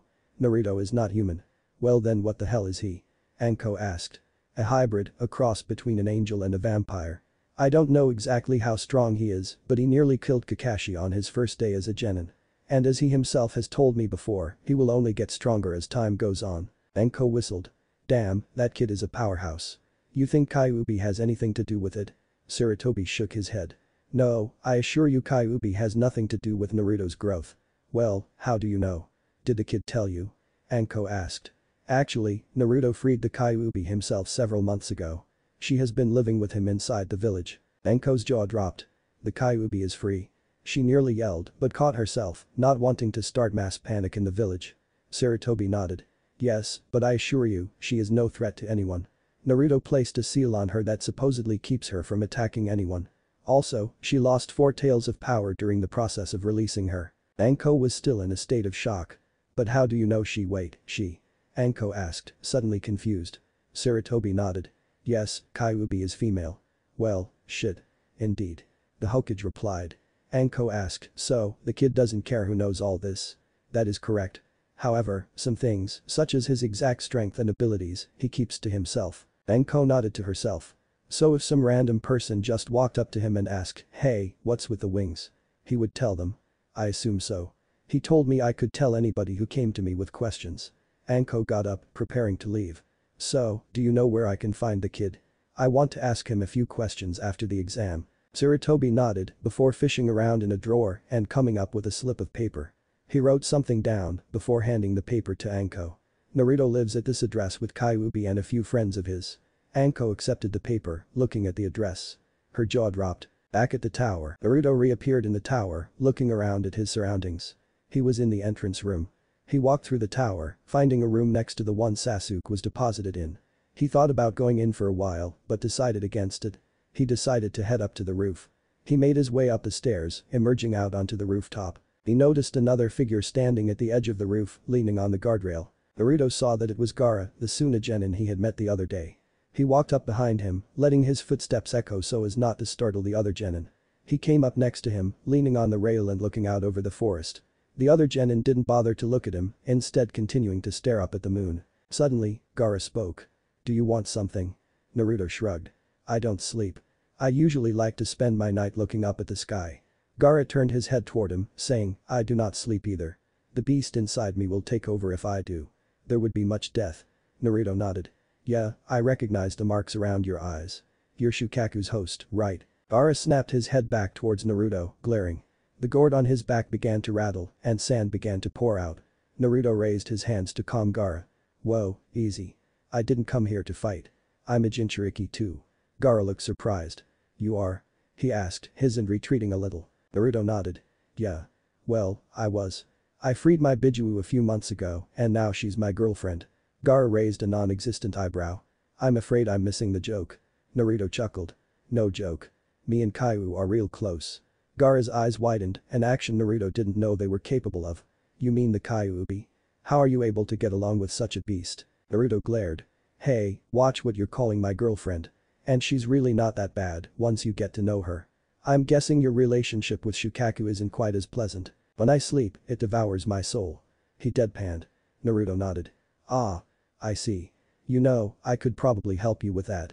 "What do you mean?" Gaara asked, confused. "Well, since I'm half angel, I was wondering about the wings." "Yeah, and I'm wondering why you don't have eyebrows. Anyway, since I'm half angel, I have a special talent with souls. I trust you know the story of Shukaku, right?" Gaara shook his head. "I am not familiar with it." "Well, I'll give you the short version. The reason Shukaku is insane is because a mad priest sealed his soul inside Shukaku a long time ago, and the priest's madness bled out into the Bijuu's mind." "How does this help me?" Gaara asked. "I'm getting to that. I could extract the priest's soul from Shukaku, who would return to his normal mindset. Believe it or not, Shukaku is actually rather docile." Gaara looked at Naruto strangely. "You can do this. Why are you helping me?" Naruto shrugged. "Because I can." Gaara got a strange look in his eyes at those words and fell silent for several minutes. After a while, he said, "You are very different from anyone I have met, Uzumaki. I have never met anyone willing to help another just because they have the ability to." Naruto looked at Gaara. "So, do you want me to help?" Gaara nodded. "Yes. Tell me, what benefits will come from this?" he asked. "Well, Shukaku would be sane, first of all. Who knows, maybe you'll even get along with him. You'd be able to sleep, something I assume you're looking forward to. You'll be stronger due to being able to focus more. Speaking of focus, you won't have to constantly hold back Shukaku's influence from taking you over. Other than that, you'll have to talk to Shukaku. Remember, it's better to have an ally than an enemy." Gaara seemed excited, although Naruto really couldn't tell due to Gaara's facial expression never changing. "When can we do this?" he asked. Naruto shrugged. "Right now." Gaara nodded. "Very well. What do you have to do?" Naruto replied, "I'll need you to let Shukaku out." Gaara raised an eyebrow. "If I do that, you'll most likely be smushed." Naruto just waved away Gaara's concerns. "Don't worry, I can take him." Gaara shrugged. "Alright then." Naruto slugged Gaara's arm around his shoulder and jumped off the roof, flying into the forest. After a while, they landed in a rather secluded part of the forest. Naruto set Gaara down on the ground and backed away. "Whenever you're ready, Gaara. Just let him take over." Gaara closed his eyes, taking a deep breath. He released control of his body and sand began to swirl around him. Eventually, it took the form of a gigantic sandy tanuki with blue markings running across the surface of its body. Gaara performed a few hand seals before calling out the name of a jutsu and falling asleep. The Bijuu let out a roar and yelled, "Yahoo! I'm free." Ahem. He looked down to see Naruto casually leaning against his leg. "Hey there." Naruto said, waving. Shukaku raised up his leg, intending to smash Naruto beneath his foot. He brought it down leaving a crater in the ground. Well, that wasn't very nice. He looked to his left to see Naruto standing on a tree branch. "Why won't you die, you annoying pest?" the Bijuu yelled. Naruto rolled his eyes and jumped up into the air. "Okay, that's enough fun. Now, to business." He shot into the air, heading straight for Shukaku's head. The Bijuu sent out several giant tendrils of sand to stop him, but Naruto just powered through them, not slowing. Finally, he landed on top of Shukaku's head. He blasted the Bijuu's head with fire, turning part of it into glass. He landed on this glassy spot right on top of Shukaku's head. Naruto lifted his hand and it began to glow brightly. He shoved it down into Shukaku's head, yelling, "Eat sanity, motherfucker." Shukaku froze up, his body going stiff. Suddenly, white light began to flood out from inside him, making his eyes and mouth glow brightly. The glow began to get brighter and brighter until finally, Naruto ripped his hand out of Shukaku's head and the light disappeared from Shukaku's body. The light was now contained in Naruto's hand, still shining brightly. He closed his fist, the light getting brighter for a moment before vanishing completely. Shukaku stoopled around a bit before shaking his head and reaching up to Naruto. He picked Naruto up, setting him down on his hand and looking at him. The two were silent for a moment before Shukaku crushed Naruto to his body in a gigantic hug. "Thank you so much. You have no idea how good it feels to be free of that lunatic's influence. What kind of moron seals himself into a Biju? But he's gone now, and it's all thanks to you." Naruto was currently being crushed to death in Shukaku's arms. He gasped for breath, yelling, "Yes, you're very welcome. Please put me down." Shukaku dropped Naruto onto a nearby tree and Naruto breathed a sigh of relief. "Whew. Much better." He looked up to see Shukaku doing a sort of strange victory dance. He cleared his throat to get the Biju's attention. "Hey, I kinda need to talk to Gaara now." Shukaku nodded and the sand began to recede from Gaara, returning to his gourd. He was left standing on the ground, feeling slightly disoriented. "Did it work?" he asked. Naruto grinned. "See for yourself. Try talking to Shukaku." Gaara focused on the mental connection he had to Shukaku, asking, "Can you hear me?" "Yep. I can hear you, and boy is it great to be back to normal." Shukaku began to hum to himself. Gaara retreated from his mind, slightly disturbed. "Is it Lippipi?" Gaara remarked. Naruto laughed, grabbing Gaara by the shoulder. The two vanished in smoke. They reappeared on the roof of the tower. Gaara shook his head, still somewhat disoriented. Suddenly, a thought occurred to him.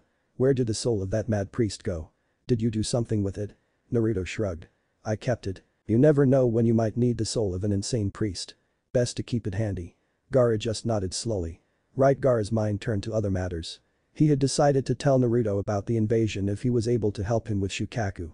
Since it had been a success, Gaara intended to tell Naruto everything. "I have something I want to tell you," Gaara said to Naruto. Naruto raised an eyebrow. "Okay, go ahead. My village is planning an invasion alongside a Togeker to be carried out on the day of the Chunin exam finals." "Oh. Alright then." Now Gaara raised an eyebrow. "That's it? You're not surprised?" Naruto shrugged. "No, I'm surprised. I'm just not worried. I'll take care of it when the time comes." Gaara raised an eyebrow. "How strong are you, anyway?"